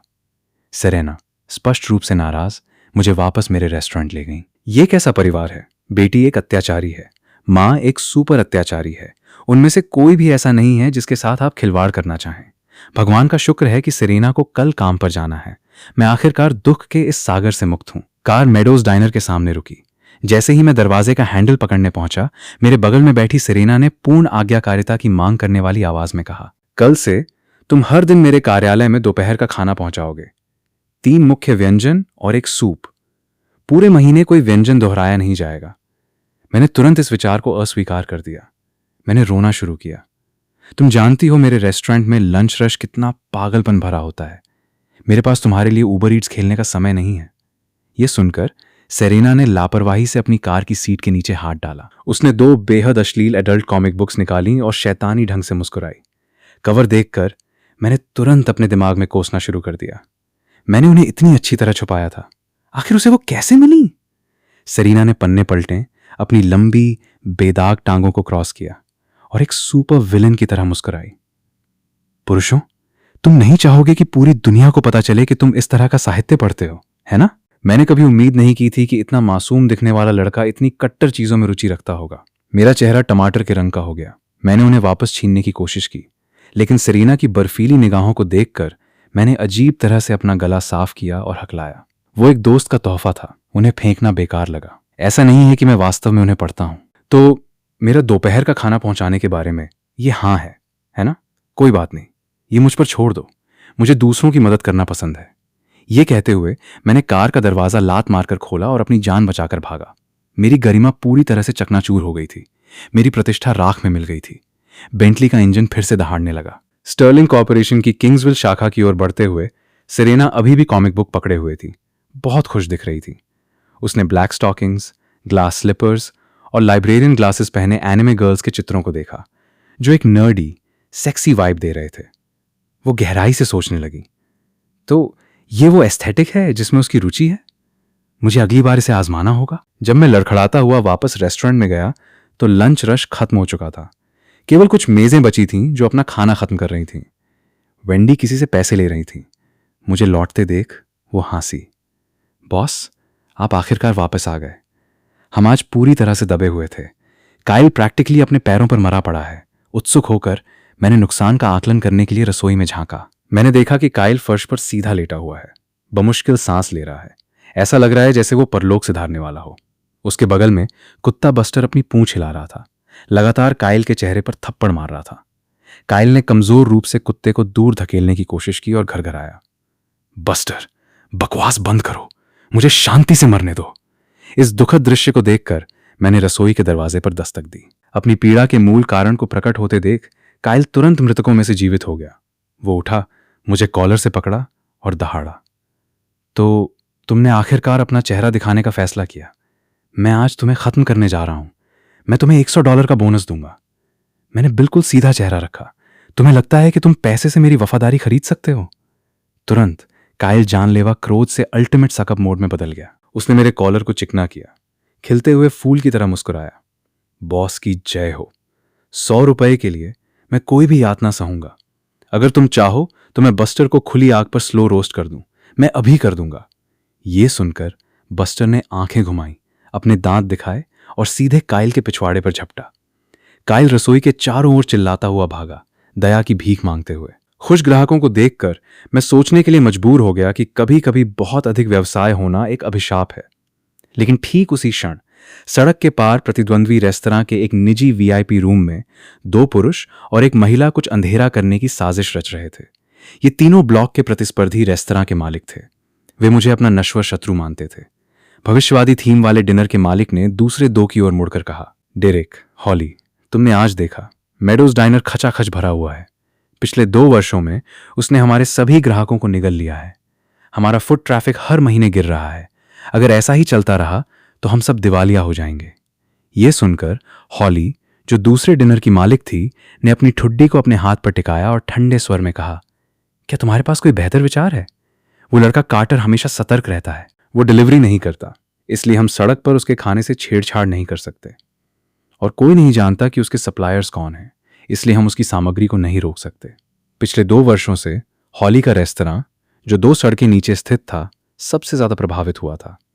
अगर चीजें नहीं बदली तो वो 6 महीने के भीतर घाटे में चली जाएगी। हॉली की हताशा देखकर होमर ने एक भयावह चूहे जैसी मुस्कान दी। उसने अपनी आवाज धीमी की, हॉली, मेरी प्यारी, मेरे पास एक समाधान है, एक स्थायी समाधान जो ये सुनिश्चित करेगा कि वो बदमाश कार्टर फिर कभी खाना न बना सके। एकमात्र सवाल यह है कि क्या तुम में ऐसा करने की हिम्मत है? यह कहते हुए होमर ने अपने अंगूठे और तर्जनी को आपस में रगड़ा। बोलो, तुम्हारी भव्य योजना क्या है? हॉली ने उसे संदेह से घूरा। मैंने पहले ही बैकग्राउंड चेक चला लिया है। उस बच्चे का कोई सहारा नहीं है। वो सिर्फ एक ताज़ा कॉलेज ग्रेजुएट है जो 2 साल पहले आया था। अगर उसने हमारे बाद रेस्तरां खोला तो हम उसे बंद करने के लिए मजबूर क्यों नहीं करते? कमरे में मौजूद हर कोई तुरंत निहितार्थ समझ गया। उसका समाधान क्या था? खैर, अगर कार्टर शारीरिक रूप से फ्राइंग पैन नहीं पकड़ सकता था तो मेडोज डाइनर कोई खतरा नहीं होगा। पूरा वीआईपी रूम एक भयावह सन्नाटे में डूब गया। एक क्षण बाद हॉली खड़ी हुई और बाहर चली गई। केवल 2 आदमी बचे थे। डेरेक ने अपनी चाय की एक चुस्की ली और रहस्यमय ढंग से मुस्कुराया। मिस्टर होमर, आप हमेशा की तरह कुटिल हैं। आप जानते थे कि हॉली एक कोने में फंस गई है, इसलिए आप उसे कार्टर को खत्म करने के लिए एक प्रयोज्य मोहरे के रूप में इस्तेमाल कर रहे हैं। आप मेरी चापलूसी करते हैं मिस्टर डेरेक। मैं बस दीर्घकालिक सोच रहा हूं। मेडोज डाइनर को अभी कुचलना बेहतर है, इससे पहले कि वो हमारे लिए एक बड़ा सिरदर्द बन जाए। यह सुनकर डेरेक खड़ा हुआ और बिना पीछे देखे बाहर चला गया। मैंने आज कुछ भी नहीं सुना। तुम लोग जो भी योजना बना रहे हो, मुझे उसका शून्य ज्ञान है। मैं तुम्हें शुभकामनाएं देता हूं मिस्टर होमर। अगले दिन दोपहर को मेडोज डाइनर दीवार से दीवार तक खचाखच भरा हुआ था। बाहर के कयास के बावजूद साउंड प्रूफ्ड किचन फोकस का क्षेत्र था। केवल धधकती लपटों और चटकती कड़ाही की आवाजें थीं। मसालों की समृद्ध सुगंध हवा में भर गई। समय देखकर मैंने स्टोव बंद कर दिया, perfectly prepared lunch boxes pack किए और पिछले दरवाजे से बाहर निकल गया। स्टर्लिंग कॉरपोरेशन की इमारत मेरे डिनर से दूर नहीं थी। ये केवल 30 मिनट की ड्राइव थी। विशाल, राजसी, गगनचुंबी इमारत को घूरते हुए मैंने विस्मय में अपनी जीप चटकाई, लंच बॉक्सेस पकड़े और अंदर चला गया। जैसे ही मैंने अंदर कदम रखा, रिसेप्शनिस्ट ने मेरा रास्ता रोक दिया, मेरा सुंदर चेहरा देखकर। रिसेप्शनिस्ट ने नरम, मीठी आवाज में पूछा, नमस्ते सर, आप किसे ढूंढ रहे हैं? क्या आपके पास अपॉइंटमेंट है? मैंने अपना सिर खुजलाया और अपना परिचय दिया। मैं कार्टर कोल हूं। आपकी बॉस ने मुझे उसका लंच लाने के लिए कहा था। उसने आप लोगों को बताया था, है ना? रिसेप्शनिस्ट सच में हैरान दिखी। साफ था उसे कोई जानकारी नहीं थी। सौभाग्य से ठीक उसी क्षण मोनिका लिफ्ट से बाहर निकली। उसने मुझ पर एक वीआईपी एक्सेस बैज फेंका और हंसी। क्या ब्रदर कार्टर मेरे लिए लंच लाए? ये कहते हुए उसने चंचलता से लंच बॉक्स की ओर हाथ बढ़ाया। मैंने सहजता से उसे चकमा दिया। नहीं, ये तुम्हारी बॉस के लिए है। तुम लोग एक दूसरे को जानते हो, है ना? रिसेप्शनिस्ट ने मोनिका से उत्सुकता से पूछा। मोनिका ने सिर हिलाया, मेरे हाथ में बैज की ओर इशारा किया और मुस्कुराई। ये हमारी सीईओ का बॉयफ्रेंड है। अगली बार जब उसे देखो तो उसे सीधे अंदर जाने देना। जैसे ही उसने ये बम गिराया, न केवल रिसेप्शनिस्ट बल्कि पास से गुजर रहे कई कर्मचारी अपनी पगडंडी पर रुक गए। शुद्ध अविश्वास में उनके जबड़े प्रैक्टिकली फर्श पर गिर पड़े। उनकी आइस क्वीन देवी सीईओ का वास्तव में एक बॉयफ्रेंड था। तीव्र घूरने को सहन करने में असमर्थ मैंने जल्दी से लिफ्ट की ओर रुख किया। ओह हाँ, मैं खाना पहुंचाने में व्यस्त हूं, आप लोग बातें करते रहो। मुझे भागते देख मोनिका खुद से हंसी। लगता है हमारी बॉस का बॉयफ्रेंड थोड़ा शर्मीला है और ईमानदारी से पूरी तरह से अडोरेबल है। एक बार लिफ्ट में मैंने ऊपरी मंजिल का बटन दबाया। दरवाजे धीरे धीरे बंद हो गए। पेंट हाउस ऑफिस के अंदर सेरेना दस्तावेजों की समीक्षा कर रही थी। उन पर हस्ताक्षर करने के बाद उसने उन्हें करीने से एक तरफ रख दिया। अचानक बिना दस्तक दिए ऑफिस का दरवाजा जोर से खुल गया। इससे सेरेना, जो नियमों की बहुत पक्की थी, की भौहें सिकुड़ गईं। उसने ऊपर देखा, पूरी तरह से इरादा करते हुए कि जिसमें भी बुनियादी शिष्टाचार की कमी है उसे नौकरी से निकाल दे। लेकिन जैसे ही उसने देखा कि यह मैं हूं, उसका गुस्सा तुरंत गायब हो गया। मैं अंदर चला, लंच बॉक्स उसकी मेज पर पटक दिया और मुंह फुलाकर बोला, ये रहा तुम्हारा लंच। मैंने पहुंचा दिया। मेरा रेस्टोरेंट अभी भी भरा हुआ है, इसलिए मैं वापस जा रहा हूं। जब काम खत्म हो जाए तो बॉक्स यहीं छोड़ देना, मैं कल ले जाऊंगा। यह कहकर मैं जाने के लिए मुड़ा। अचानक मैंने अपने पीछे हवा का एक तेज झोंका सुना। मैंने शुद्ध प्रतिक्रिया में खुद को बचाया। दस्तावेजों का एक मोटा बाइंडर मेरे पास से उड़ता हुआ गया और एक बहरेपन वाली दरार के साथ दीवार से टकराया। आखिर तुम क्या कर रही हो? मैंने सेरेना को घूर कर देखा, बिल्कुल गुस्से में। सेरेना ने बस अपने कागजों पर वापस देखा। उसका स्वर बहुत ही शांत था। कुछ नहीं। मेरा हाथ फिसल गया। तुम्हारा हाथ फिसल गया और एक भारी बाइंडर कमरे में 40 फीट दूर उड़ गया। तुम साफ तौर पर मेरे सिर को निशाना बना रही थी। हार कर मैंने एक कुर्सी खींची, उसके बगल में बैठ गया, लंच बॉक्स खोला और उसे चम्मच से खिलाने के लिए चॉपस्टिक पकड़ ली। लेकिन सेरेना ने ठंडे स्वर में मांग की, मुझे पहले सूप चाहिए।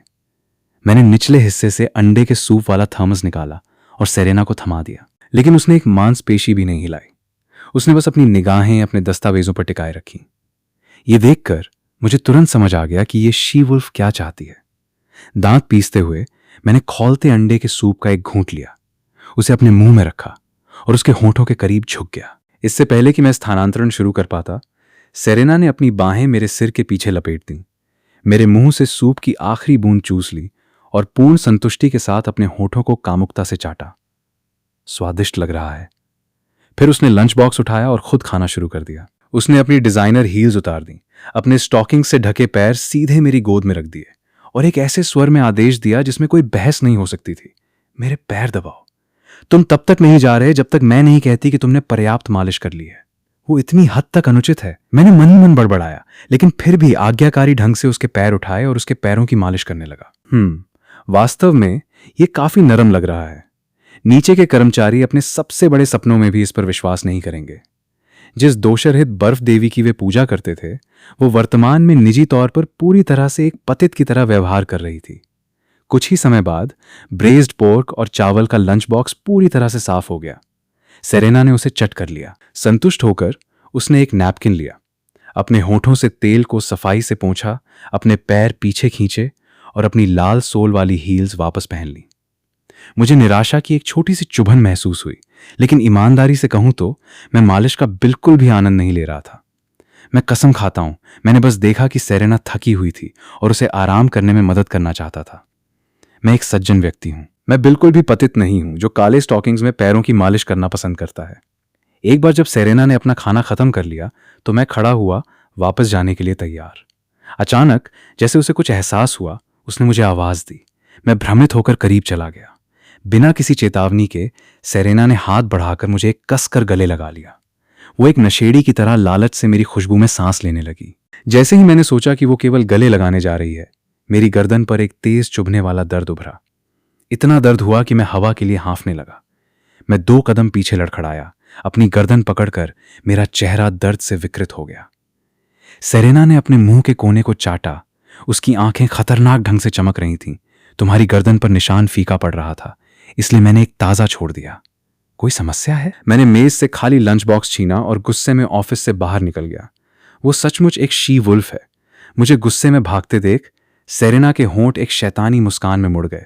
एक नरम भयानक हंसी उससे निकली जो केवल उसके अपने कानों के लिए थी। जैसा कि मेरे चुने हुए आदमी से उम्मीद थी, बिल्कुल सही। कार्टर कोल, इस जीवन काल में मेरी पकड़ से भागने का सपना भी मत देखना। जब मैं मीडोज डाइनर वापस आया तो दोपहर के भोजन की भीड़ आधिकारिक तौर पर खत्म हो चुकी थी।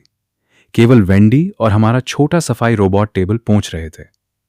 मैं अभी अंदर जाकर मदद करने ही वाला था कि सामने के दरवाजे जोर से धकेले गए। एक ब्लीच्ड गोरा गुंडा ठग जैसी चाल से अंदर आया। वो पाठ्यपुस्तक के मोहल्ले के बदमाश जैसा दिखता था। उसके शोर भरे प्रवेश ने तुरंत बचे हुए ग्राहकों का ध्यान आकर्षित किया। मैंने तुरंत उसे पहचान लिया। ये लियो था, मेरी पूर्व प्रेमिका लिली का छोटा भाई। मैंने अपना सफाई वाला कपड़ा गिराया और काउंटर के पीछे से बाहर चला गया। ठीक उसी समय लिली भी लियो के पीछे पीछे अंदर चली आई। मैंने उन दोनों को देखकर भौहें चढ़ा लीं। तुम क्या चाहते हो? मुझे पूरा यकीन है कि हम पहले ही टूट चुके हैं। इससे पहले कि लिली अपना मुंह खोल पाती, लियो ने पास की मेज से एक खाली बियर की बोतल उठा ली। उसने गुस्से में मुझ पर इशारा किया। सुनो बदमाश, तुमने मेरी बहन की भावनाओं के साथ 5 साल तक खिलवाड़ किया। अगर तुम अभी मुआवजे के रूप में 10 ग्रैंड नहीं देते तो मैं इस रेस्टोरेंट को तोड़ दूंगा। बचे हुए ग्राहकों ने खतरे को भांप लिया और चुपचाप भाग गए। संपार्श्विक क्षति नहीं बनना चाहते थे। काइल, जो रसोई में था, ने किसी को रेस्टोरेंट तोड़ने की धमकी देते सुना। उसने अपना सिर बाहर निकाला। ये देखकर कि ये पिछले दिनों वाले विशाल अंगरक्षक नहीं है, उसने तुरंत एक मांस काटने वाला चाकू उठाया और बाहर चार्ज किया। मां, किसकी मौत का शौक है जो हमारे इलाके में उपद्रव करने आया है? लगता है तुम बहुत ज्यादा जी लिए हो। मैंने उसे रोकने के लिए अपना हाथ उठाया, गुस्से में लियो को पूरी तरह से नजरअंदाज करते हुए। मैं लिली की ओर मुड़ा। मेरी भौहें घृणा में सिकुड़ गईं। लिली, क्या तुम खुद को समझाने वाली नहीं हो? लिली वहीं सख्त खड़ी थी, लगभग विनती करती हुई। कार्टर, कृपया मुझे बस 10 ग्रैंड दे दो। मेरे भाई ने कुछ साहूकारों से कर्ज लिया था। अगर वो आज उन्हें 10 ग्रैंड नहीं चुकाता तो वे उसके हाथ काट देंगे। ये सुनकर मुझे इतना गुस्सा आया कि मैं वास्तव में हंस पड़ा। मैंने बिना किसी दया के उसका मजाक उड़ाया। तुम्हारी त्वचा अविश्वसनीय रूप से मोटी है, बुलेट प्रूफ स्तर की मोटी त्वचा। अब हमारा कोई रिश्ता नहीं है, वो तुम्हारा भाई है। पृथ्वी पर मैं उसका कर्ज क्यों चुकाऊं? सिर्फ इसलिए कि तुम्हारी त्वचा इतनी मोटी है कि मांग सको? लिली पूरी तरह से अपमानित महसूस कर रही थी। अपने गुस्से को रोक नहीं पाने पर वो चीख पड़ी।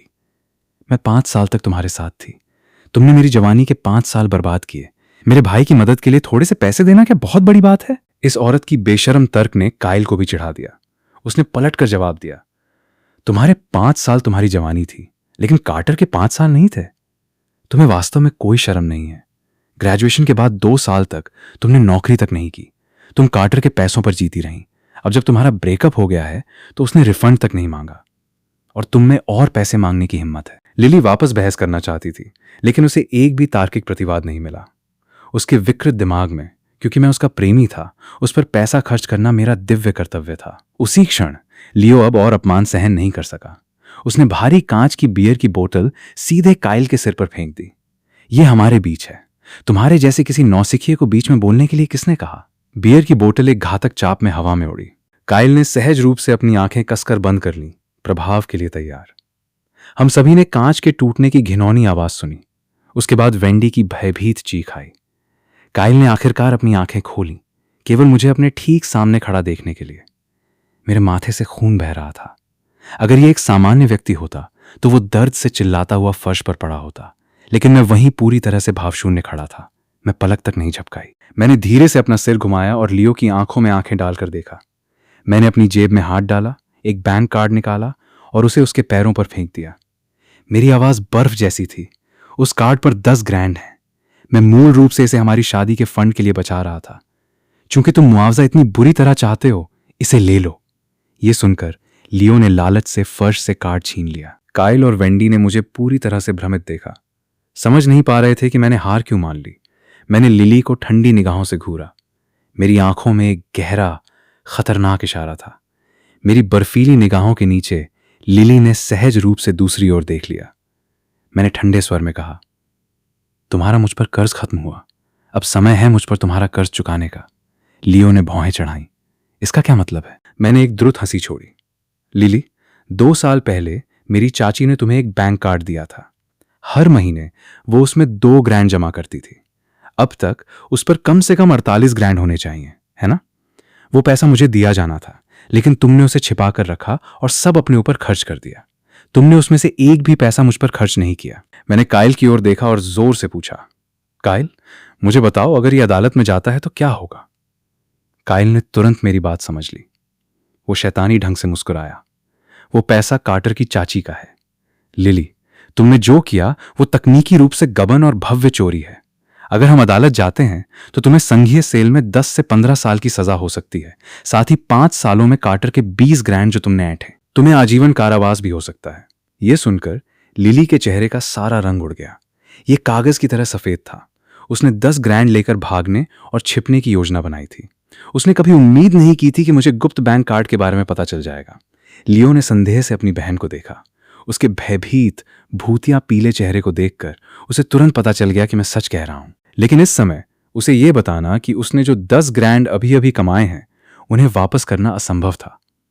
यह तुम्हारी समस्या है, इसका मुझसे कोई लेना देना नहीं है।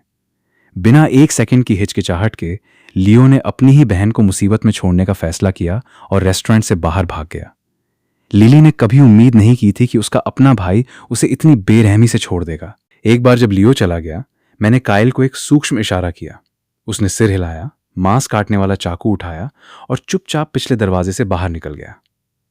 कार्टर, मुझे पता है मैं गलत थी। मैं वास्तव में जानती हूं कि मैं गलत थी। कृपया मुझ पर मुकदमा मत करो, ठीक है? लिली आगे बढ़ी और मेरा हाथ पकड़ लिया। उसकी विनती करती आंखें अविश्वसनीय रूप से दयनीय लग रही थीं। अचानक जैसे कोई बल्ब जल गया, उसने विनती की, कार्टर, चलो फिर से साथ हो जाते हैं, बिल्कुल पहले की तरह। मैं वादा करती हूं, मैं तुम्हें और भी ज्यादा प्यार करूंगी। कृपया। अगर यह पुराना मैं होता तो उन शब्दों को सुनकर मैं इतना खुश हो जाता कि पूरी रात जागता रहता। लेकिन अब मैंने हिंसक रूप से उसके हाथ झटक दिए। मैंने ठंडे स्वर में कहा, जैसा बोओगे वैसा काटोगे। मैं अंततः तुम्हें पहचान गया हूं कि तुम कौन हो। तुमने मुझे वास्तव में कभी पसंद नहीं किया। 5 सालों तक तुमने मेरी चाची का पैसा लिया और अपनी खुद की घमंड को संतुष्ट करते हुए इठलाती रही। लेकिन तुमने मेरे लिए एक भी टी शर्ट तक नहीं खरीदी। बाहर निकलो, घर जाओ और मेरे वकील के पत्र का इंतजार करो। लोगों को अपनी गलतियों की कीमत चुकानी पड़ती है। लिली हार नहीं मानना चाहती थी। उसने मुझे फिर से पकड़ने की कोशिश की। मैं बस रसोई की ओर चिल्लाया, बस्टर, मेहमान को बाहर तक छोड़ आओ। बस्टर एक प्यारे मिसाइल की तरह रसोई से बाहर निकला। लिली को देखकर वो उस पर झपटा, अपने उस्तरे जैसे तेज दांत दिखाते हुए। अगर वो काट लेता तो वो निश्चित रूप से मांस का एक टुकड़ा फाड़ देता। डर से पागल होकर लिली मुड़ी और अपनी जान बचाकर भागी। बस्टर उसके ठीक पीछे पीछे भागा, कभी कभी उसके नितंबों पर अपने जबड़े चटकाता हुआ। वो दृश्य देखना अविश्वसनीय रूप से संतोषजनक था। गंदे रेस्टोरेंट में वेंडी ने एक प्राथमिक चिकित्सा किट उठाई और मेरे सिर पर पट्टी बांधनी शुरू कर दी। घाव को देखकर उसने भौहें चढ़ाईं। बॉस, ये कट काफी गहरा है।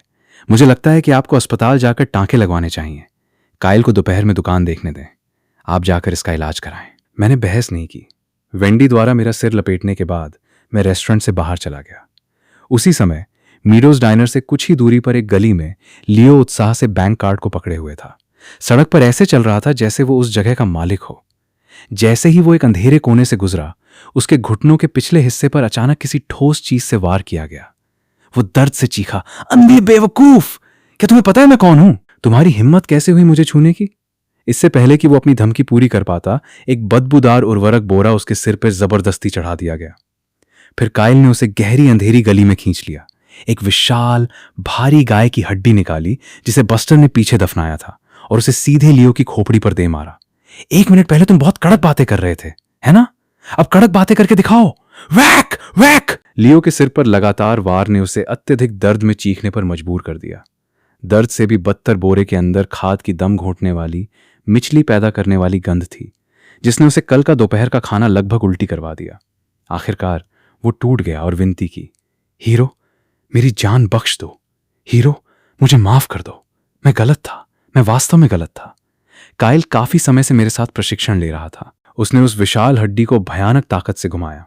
हर वार के साथ हवा की सीटी की आवाज आती थी। उसके बाद एक दयनीय चीख।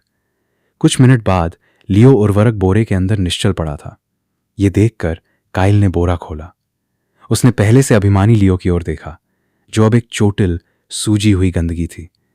उसके नीचे मूत्र का एक पोखर बन गया था। मैंने अभी पूरी ताकत भी नहीं लगाई और तुम पहले ही बेहोश हो गए, काइल ने व्यंग्य किया। वो झुका, लियो की जेब से बैंक कार्ड निकाला और यह सुनिश्चित करने के लिए जांच की कि कोई देख तो नहीं रहा। एक शैतानी भयावह मुस्कान के साथ उसने धीरे धीरे अपनी खुद की बेल्ट खोलनी शुरू की। लगभग 3 मिनट बाद काइल गली से बाहर निकलते हुए एक खुशनुमा धुन सीटी बजा रहा था। समय उड़ गया और जल्द ही शाम हो गई। जैसे ही सेरेना ने काम खत्म किया, वो सीधे रेस्टोरेंट पहुंची, मुझे खोजने और अपनी ऊर्जा को रिचार्ज करने के लिए तैयार। लेकिन जैसे ही वो अंदर गई, वेंडी उसके पास आई। मिस सेरेना, बॉस ने आज रात की छुट्टी ली है। क्या उसने आपको नहीं बताया? सेरेना ने भौहें चढ़ाई। मैं भ्रमित थी। वो कहाँ गया? ये देखकर कि सेरेना को वास्तव में कोई जानकारी नहीं थी, वेंडी ने उसे उस दोपहर लिली द्वारा उपद्रव करने के पूरे नाटक का त्वरित विवरण दिया। खासकर जब उसने लियो द्वारा बियर की बोतल फेंकने का उल्लेख किया तो वह अविश्वसनीय रूप से गुस्से में लग रही थी। जब सेरेना ने सुना कि मैं घायल हो गया था, उसकी पुतलियां सिकुड़कर सुई की नोक जैसी हो गईं। उससे बिल्कुल भयानक हिंसा की एक आभा निकली, जिसने कमरे में सभी को कांपने पर मजबूर कर दिया। एक और शब्द कहे बिना वो घूमी और रेस्टोरेंट से बाहर निकल गई। वो सीधे अपनी कार तक गई, ड्राइवर को बाहर निकलने का आदेश दिया और खुद ड्राइवर की सीट पर बैठ गई। उसने खिड़की नीचे की और ड्राइवर को ठंडे स्वर में आदेश दिया, सुरक्षा फुटेज निकालो। मैं देखना चाहती हूं कि आज दोपहर यहां वास्तव में क्या हुआ था। इतना कहकर सेरेना ने गैस पर पैर पटक दिया। काली बेंटले रात में दहाड़ती हुई निकली, एक अंधेरे प्रेत में बदलकर 100 मील प्रति घंटे की रफ्तार से मेरे घर की ओर बढ़ रही थी। कार्टर मेरा आदमी है, मुझ में खुद भी उसे मारने का दिल नहीं है और किसी बिल्कुल नौसिखिए ने उसे चोट पहुंचाने की हिम्मत की। इस बीच मैंने अभी अभी टांके लगवाए थे और अपने बिस्तर पर गहरी नींद में सो रहा था। मैं अपने सामने के दरवाजे के खुलने की आवाज से पूरी तरह से बेखबर था। एक क्षण बाद मेरे बेडरूम का दरवाजा चरमराते हुए खुला। अंधेरे कमरे में ऊंची एड़ी की तेज टक टक गूंजी। जैसे ही मैं सोया था, मुझे अपनी छाती पर एक भारी वजन दबता महसूस हुआ। मैंने अपनी धुंधली आंखों को जबरदस्ती खोला और सेरेना को अपनी कमर पर सवार देखा। मैंने अपनी नींद भरी आंखें मली। तुम आधी रात में यहां क्या कर रही हो? सेरेना ने कोई जवाब नहीं दिया। उसने हाथ बढ़ाया और मेरे सिर पर पट्टी को धीरे से छुआ। उसकी ठंडी आंखें और भी बर्फीली हो गईं। उसने घातक स्वर में पूछा, तुम्हें चोट लगी? तुमने मुझे तुरंत क्यों नहीं बताया? उसके द्वारा एक बच्चे की तरह घूरे जाने पर जो कैंडी चुराते पकड़ा गया हो, मैंने सहज रूप से दूसरी ओर देख लिया और बड़बड़ाया, इसका तुमसे क्या लेना देना है? मुझे अपनी चोटों की रिपोर्ट तुम्हें क्यों देनी होगी? वो एक वाक्य बारूद के ढेर में आग लगाने वाली माचिस थी। सेरेना ने अपनी मुट्ठियां भींची, फिर एक हाथ उठाया और मेरे गले को कसकर पकड़ लिया। वो एक भयानक ठंडी मुस्कान मुस्कुराई। ठीक है, मैं तुम्हें याद दिलाती हूं कि वास्तव में हमारा रिश्ता क्या है। और इसके साथ ही उसने मुझे जोश से चूम लिया। अगली सुबह जब मैं उठा तो मैंने परिचित छत को खाली खाली घूरा। जैसे ही मैंने उठने की कोशिश की, तीव्र दर्द की एक लहर मुझ पर छा गई। पिछली रात के पूरे पागलपन को याद करके मैं अपना सिर धीरे धीरे घुमाकर अपने बगल में सो रही सेरेना को देखने से खुद को रोक नहीं सका। वो मानव रूप में एक सचमुच की टी-रेक्स है। मैं पूरी तरह से थक गया था, लेकिन वो अभी भी पूरी तरह से जाग रही थी और ऊर्जा से भरी थी। शायद मेरी हरकत ने उसे जगा दिया, क्योंकि सेरेना ने धीरे धीरे अपनी आंखें खोलीं और सीधे मुझे देखा। खासकर जब उसने मेरी आंखों में बचा हुआ डर देखा तो वो एक अविश्वसनीय रूप से अभिमानी, विजयी मुस्कान मुस्कुराई। उसने मेरी ठोड़ी के नीचे एक उंगली रखी और परपीड़क मनोरंजन के साथ पूछा, अब क्या तुम्हें याद है हमारा रिश्ता क्या है? मैंने अपना सिर दूसरी ओर घुमाया, फिर भी हठपूर्वक बड़बड़ाया, क्या रिश्ता? हम सिर्फ दोस्त हैं, बस इतना ही। कमरे में एक जोरदार, स्पष्ट थप्पड़ गूंजा। मैं स्तब्ध रह गया। मेरे दाहिने गाल पर एक चमकीला लाल हाथ का निशान तेजी से उभर आया। सेरेना ने बिल्कुल शून्य दया दिखाई। ऐसा लग रहा था कि उसने मुझे पूरी तरह से समझ लिया है। मुझ जैसे लड़के को जीतने के लिए उसे मुझे पूर्ण भारी प्रभुत्व से पूरी तरह से कुचलना होगा। फिर उसने धीरे धीरे अपना हाथ फिर से मेरे गले पर लपेट दिया। उसकी आवाज शून्य से नीचे थी। गलत, फिर से कोशिश करो दोस्त। उसने मुझे फिर से थप्पड़ मारा। ये तुम्हारा आखिरी मौका है। अब तक मेरे दोनों गाल चुभ रहे थे और लाल थे, सेरेना को देखते हुए, जो अचानक अविश्वसनीय रूप से हिंसक हो गई थी। मैंने अपना अभिमान निगल लिया और फुसफुसाया, एक रोमांटिक रिश्ता। वो जवाब सुनकर सेरेना आखिरकार संतुष्ट दिखी। उसने हाथ बढ़ाया और मेरे सूजे हुए गाल को धीरे से सहलाया। वो ठंडी मुस्कान मुस्कुराई। याद रखो तुमने अभी क्या कहा। अगर तुमने मुझे फिर से गलत जवाब दिया तो भगवान की कसम, मैं तुम्हें अपनी पालतू कैनरी बना दूंगी। मैं तुम्हें लोहे के पिंजरे में बंद कर दूंगी। तुम्हारी बाकी जिंदगी में तुम मेरे अलावा किसी और के नहीं होगे। उसके भयानक अनुशासन सत्र के बाद सेरेना ने बिना किसी शर्म के मेरे ठीक सामने कपड़े पहनना शुरू कर दिया। ये ऐसा था जैसे हम एक पुराने शादीशुदा जोड़े हों। मेरा चेहरा तुरंत जल उठा। क्या इस महिला को शर्म का कोई एहसास नहीं है? सेरेना ने अपनी पीठ मेरी ओर करके फर्श से अपना काला फीता अंडरवियर उठाया और पहन लिया। उसने लापरवाही से घोषणा की, तुम्हारे पास उठने, अपना चेहरा धोने और अपने दांत ब्रश करने के लिए ठीक 3 मिनट हैं। अगर तुम 1 सेकंड देर से आए तो मैं तुम्हें 1 और घंटे के लिए चूमूंगी। ये सुनकर मैंने 1 मिली सेकंड के लिए भी संकोच करने की हिम्मत नहीं की। मैं बिस्तर से बाहर निकला और अपनी अलमारी से कोई भी पोशाक पकड़ ली।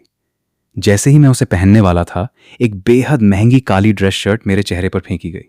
ये मॉल वाली थी। इसे पहनो, सेरेना ने धीरे से आदेश दिया। मैंने मना करने की हिम्मत नहीं की।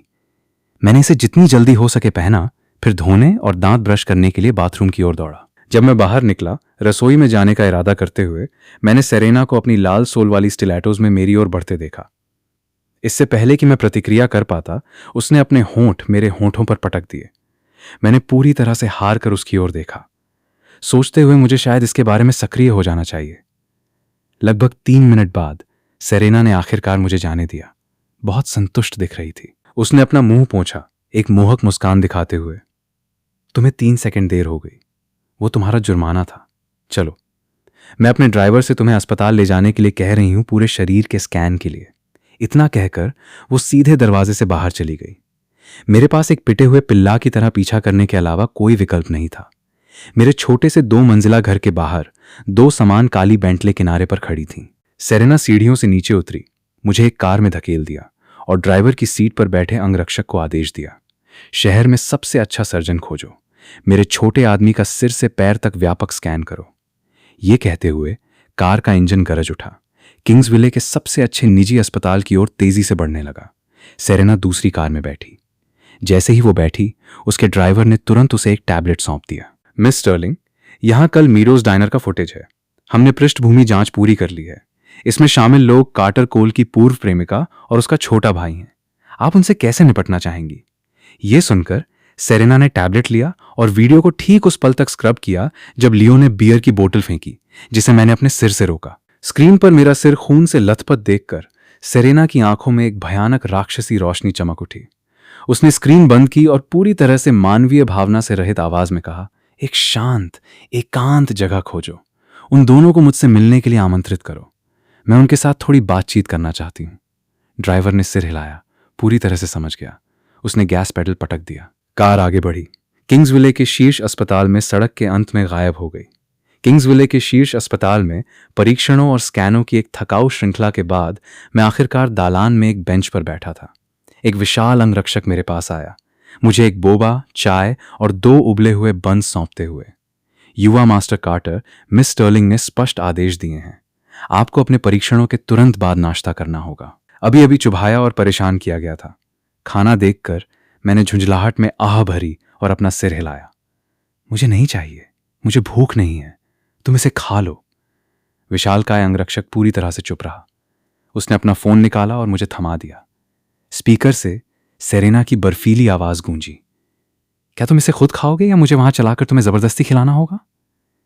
मैंने 1 सेकंड के 1 अंश के लिए भी संकोच नहीं किया। मैंने अंगरक्षक के हाथों से नाश्ता छीना और उसे जल्दी जल्दी खाना शुरू कर दिया। लाइन के दूसरे छोर पर सेरेना ने एक नरम हम छोड़ी। उसने धीरे से कहा, अच्छा लड़का, एक बार जब तुम्हारे परिणाम आ जाएं तो मेरे ऑफिस में आकर इंतजार करो, मुझे कुछ काम निपटाने हैं। इससे पहले कि मैं जवाब दे पाता, उसने फोन काट दिया। इस बीच किंग्सविले के बाहरी इलाके में एक परित्यक्त कारखाने के अंदर एक अज्ञात स्थान पर गोदाम में घुप अंधेरा था। फर्श 1 इंच मोटी धूल से ढका हुआ था। ऐसा लग रहा था जैसे इसे दशकों से छोड़ दिया गया हो। सेरेना एक कुर्सी पर सुंदरता से बैठी थी, अपना फोन रखते हुए। उसने धीरे धीरे अपना सिर उठाया, अपने सामने कुर्सियों से कसकर बंधे 2 भाई बहनों लिली और लियो को घूरते हुए। वो बर्फीली उदासीनता के साथ बोली, मैं वास्तव में नहीं जानती कि तुम्हें यह हिम्मत किसने दी कि जो मेरा है उसे छुओ, लेकिन चूंकि तुमने किया है तुम्हें इसकी कीमत चुकानी होगी। जैसे ही वो बोली, सेरेना के पीछे खड़े अंगरक्षकों में से एक आगे बढ़ा। लियो की बिल्कुल भयभीत आंखों में अंगरक्षक ने ठीक उसी हाथ को पकड़ा जिसका इस्तेमाल लियो ने कल बोतल फेंकने के लिए किया था। एक हल्के से मोड़ के साथ अंगरक्षक ने लियो की 2 उंगलियों को पीछे की ओर तोड़ दिया। कष्टदायी, पीड़ादायक दर्द ने लियो को लगभग बेहोश कर दिया। वो अपनी रस्सियों के खिलाफ बेतहाशा छटपटाया, लेकिन उसका मुंह टेप से बंद था, इसलिए वो केवल दबी हुई कंठस्थ चीखें ही निकाल सकता था। उसके बगल में खड़ी लिली ने यह सब अपनी आंखों में शुद्ध आतंक के साथ होते देखा। उसके पैर इतनी जोर से कांप रहे थे कि उसका पूरा शरीर हिल रहा था। वो सचमुच अपने बिस्तर पर सो रही थी जब 2 विशाल गुंडों ने उसका दरवाजा तोड़ दिया, उसे बिना एक शब्द कहे बांध दिया और उसे यहां खींच लाए।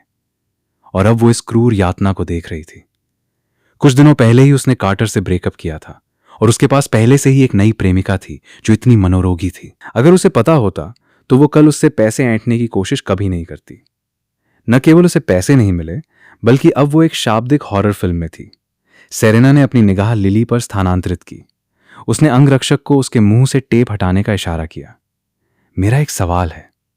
अंगरक्षक चुपचाप आगे बढ़ा, लिली के मुंह से टेप फाड़ा, उसे बेरहमी से बालों से पकड़ा और सेरेना का सामना करने के लिए उसका सिर पीछे खींच लिया। कृपया कृपया मुझे जाने दो। मैं कसम खाती हूं मैं कार्टर को फिर कभी परेशान नहीं करूंगी। मैं वास्तव में नहीं करूंगी। लिली सिसक पड़ी, उसके गालों से आंसू बह रहे थे।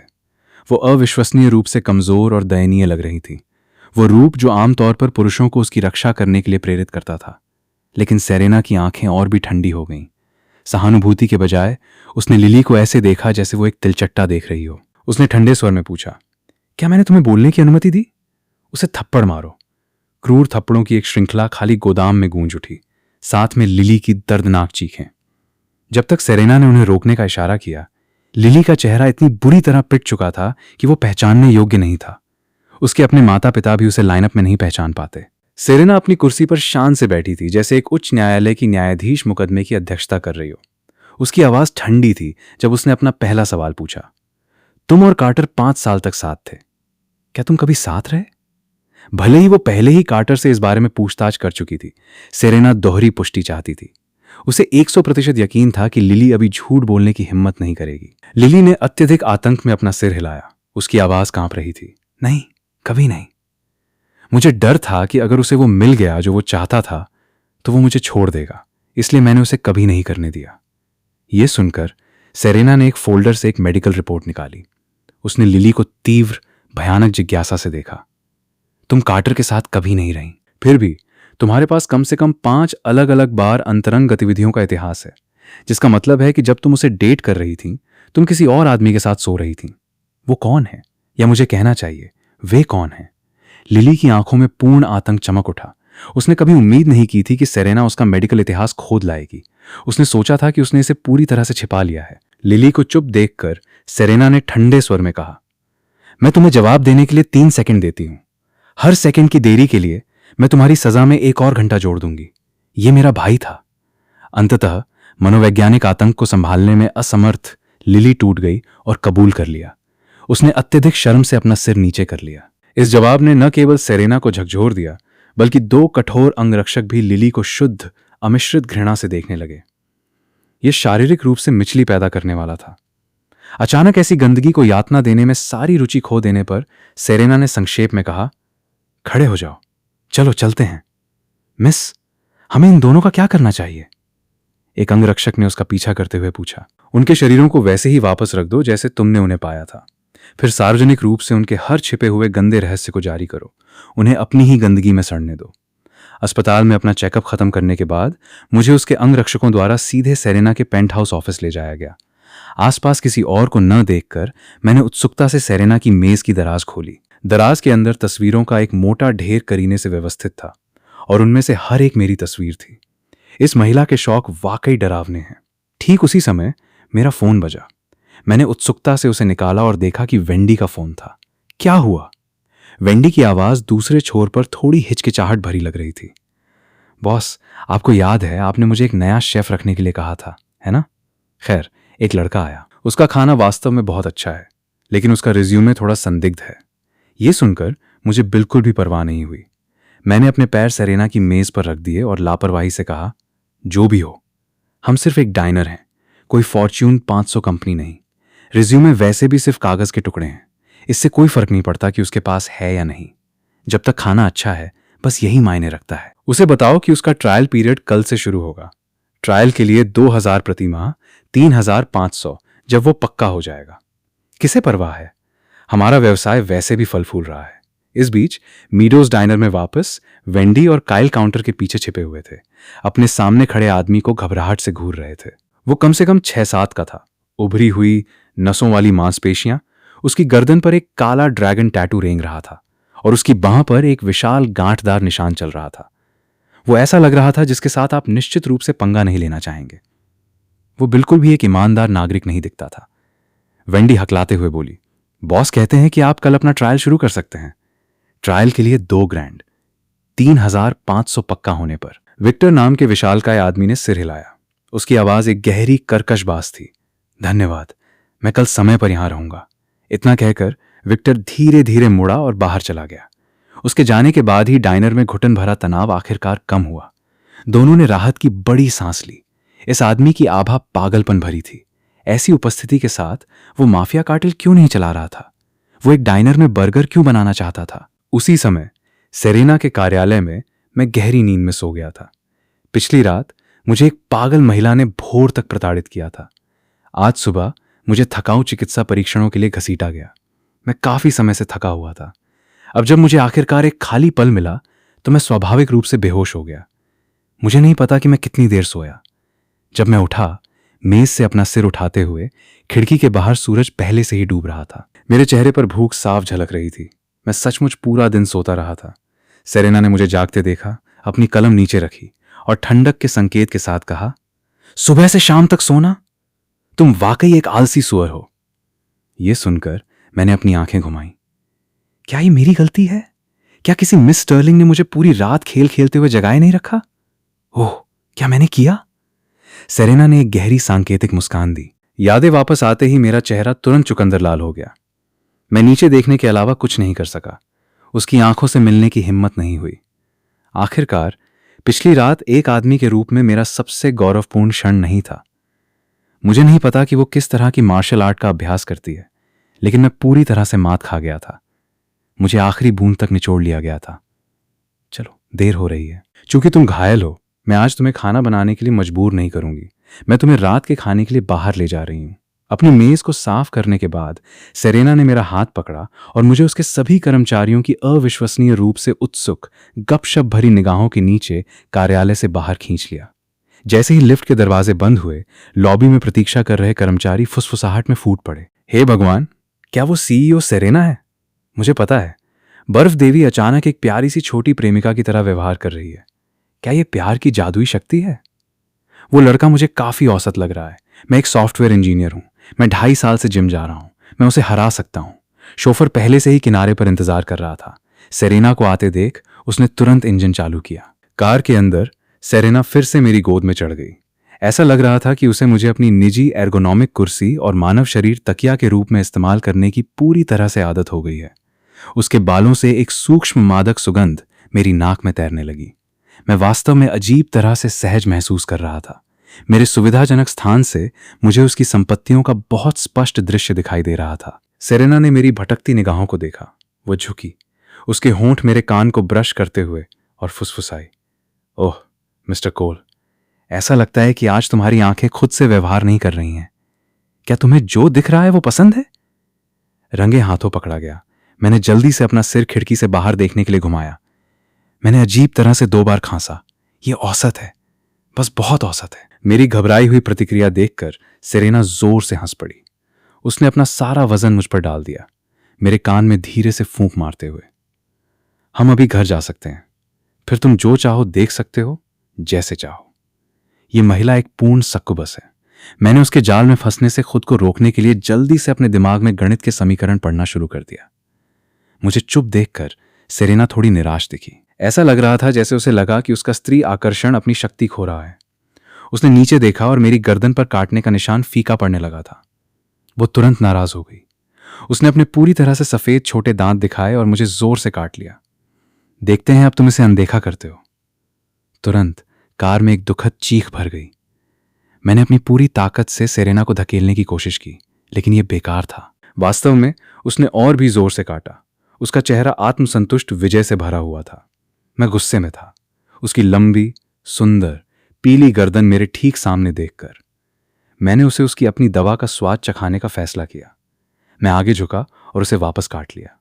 तुरंत उसने दर्द की चीख निकाली। उसकी आंखें सदमे से चौड़ी हो गईं।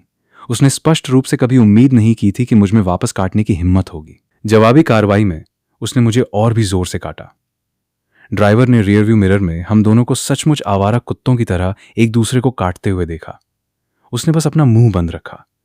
वो अपनी बॉस को उसकी सुंदर छवि बनाए रखने की याद दिलाना चाहता था, लेकिन उसने अपनी जान की कीमत समझी। शुक्र है रेस्टोरेंट दूर नहीं था और हम जल्दी पहुंच गए। हमने आखिरकार एक दूसरे को छोड़ दिया, दरवाजे खोले और बाहर निकल गए। सेरेना ने आक्रामक रूप से अपनी बांह मेरी बांह से जोड़ ली। उसने मुझे उस तरह जैसी तेज आंखों से घूरा और दांत पीसते हुए कहा, तुम छोटे बदमाश, घर पहुंचने तक इंतजार करो, मैं तुम्हें दिखाऊंगी कि बॉस कौन है। ये सुनकर मैं 1 इंच भी पीछे नहीं हटा। मैंने भी राक्षसी रानी को वापस घूरा। मैं तुमसे नहीं डरता, ये करो या मरो।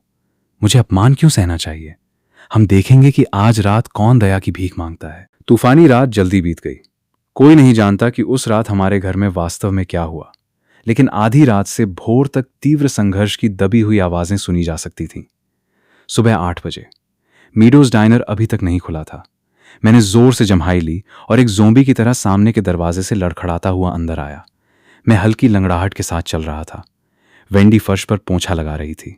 मेरी गर्दन पर ताजे काटने के निशान और गहरे घाव देखकर वो हाँफ गई। बॉस, आपकी गर्दन को क्या हुआ? ये सुनकर मैं बड़बड़ाते हुए रसोई की ओर चला गया। एक पागल कुत्ते ने हमला कर दिया। पिछली रात सेरेना ने कैसे सचमुच मेरे चेहरे पर जीत में पैर रखा था, यह सोचकर मैंने अपने दांत इतनी जोर से पीसे कि वे चरमरा गए। सच में वो महिला एक डिजाइनर पोशाक में एक सचमुच की टायरानोसॉरस रेक्स है। मैं गुस्से में रसोई में घुसा। अचानक मेरा पूरा शरीर एक विशाल छाया में घिर गया। एक विशाल आकृति ने मेरा रास्ता रोक दिया। मैंने ऊपर देखा और एक आदमी को कम से कम 6-7 का खड़ा देखा। उससे निकलने वाले शुद्ध शारीरिक दबाव ने मुझे सहज रूप से कांपने पर मजबूर कर दिया। मैं वहीं जम गया और पूछा, कौन? तुम कौन हो? वेंडी मेरी भयभीत प्रतिक्रिया को पूरी तरह से समझते हुए अंदर चली गई। क्या आप भूल गए बॉस? ये नया शेफ है जो आज अपना ट्रायल शुरू कर रहा है। विशालकाय आदमी थोड़ा झुका, सम्मानपूर्वक मुस्कुराते हुए। नमस्ते मिस्टर कोल, मेरा नाम विक्टर है। मैं किंग्सविले से हूं। मुझे ये अवसर देने के लिए धन्यवाद। मैं बहुत मेहनत करूंगा। मैं बोलने के लिए बहुत स्तब्ध था। वो लड़का सचमुच मुझसे 2 गुना चौड़ा था। आमतौर पर एक शेफ को खाना पकाने से पहले बहुत सारा तैयारी का काम करना पड़ता है, लेकिन आज रसोई अजीब तरह से शांतिपूर्ण थी। एकमात्र आवाज चाकू की लयबद्ध बिजली तेज कटाई की थी। मैं पूर्ण आश्चर्य में घूर रहा था क्योंकि विक्टर ने मांस को बारीक काटा। उसके हाथ धुंधलेपन की तरह चले। 1 मिनट से भी कम समय में मांस व्यावहारिक रूप से महीन पाउडर में बदल गया। विक्टर ने मांस को एक प्लेट में डाला। मैंने आश्चर्य से पूछा, तुम कितने समय से शेफ हो? विक्टर ने अपना सिर खुजलाया, शर्माते हुए। मेरे पिताजी एक हेड शेफ हुआ करते थे। मैं स्कूल में बहुत अच्छा नहीं था, इसलिए मैं बचपन से ही उनसे खाना बनाना सीख रहा हूं। मेरे दिमाग में एक बल्ब जल गया। मैंने सिर हिलाया। कोई आश्चर्य नहीं कि तुम्हारे चाकू कौशल इतने पागलपन भरे हैं। इस तरह के मास्टर शेफ के साथ मुझे किस बात की चिंता है? इस बारे में सोचते हुए मैं अविश्वसनीय रूप से उत्साहित होने से खुद को रोक नहीं सका। यह ऐसा था जैसे मैं पहले से ही उस शानदार भविष्य को देख सकता था जहां मैं अंततः सेरेना को हरा देता हूं और उसके चेहरे पर पैर रखता हूं।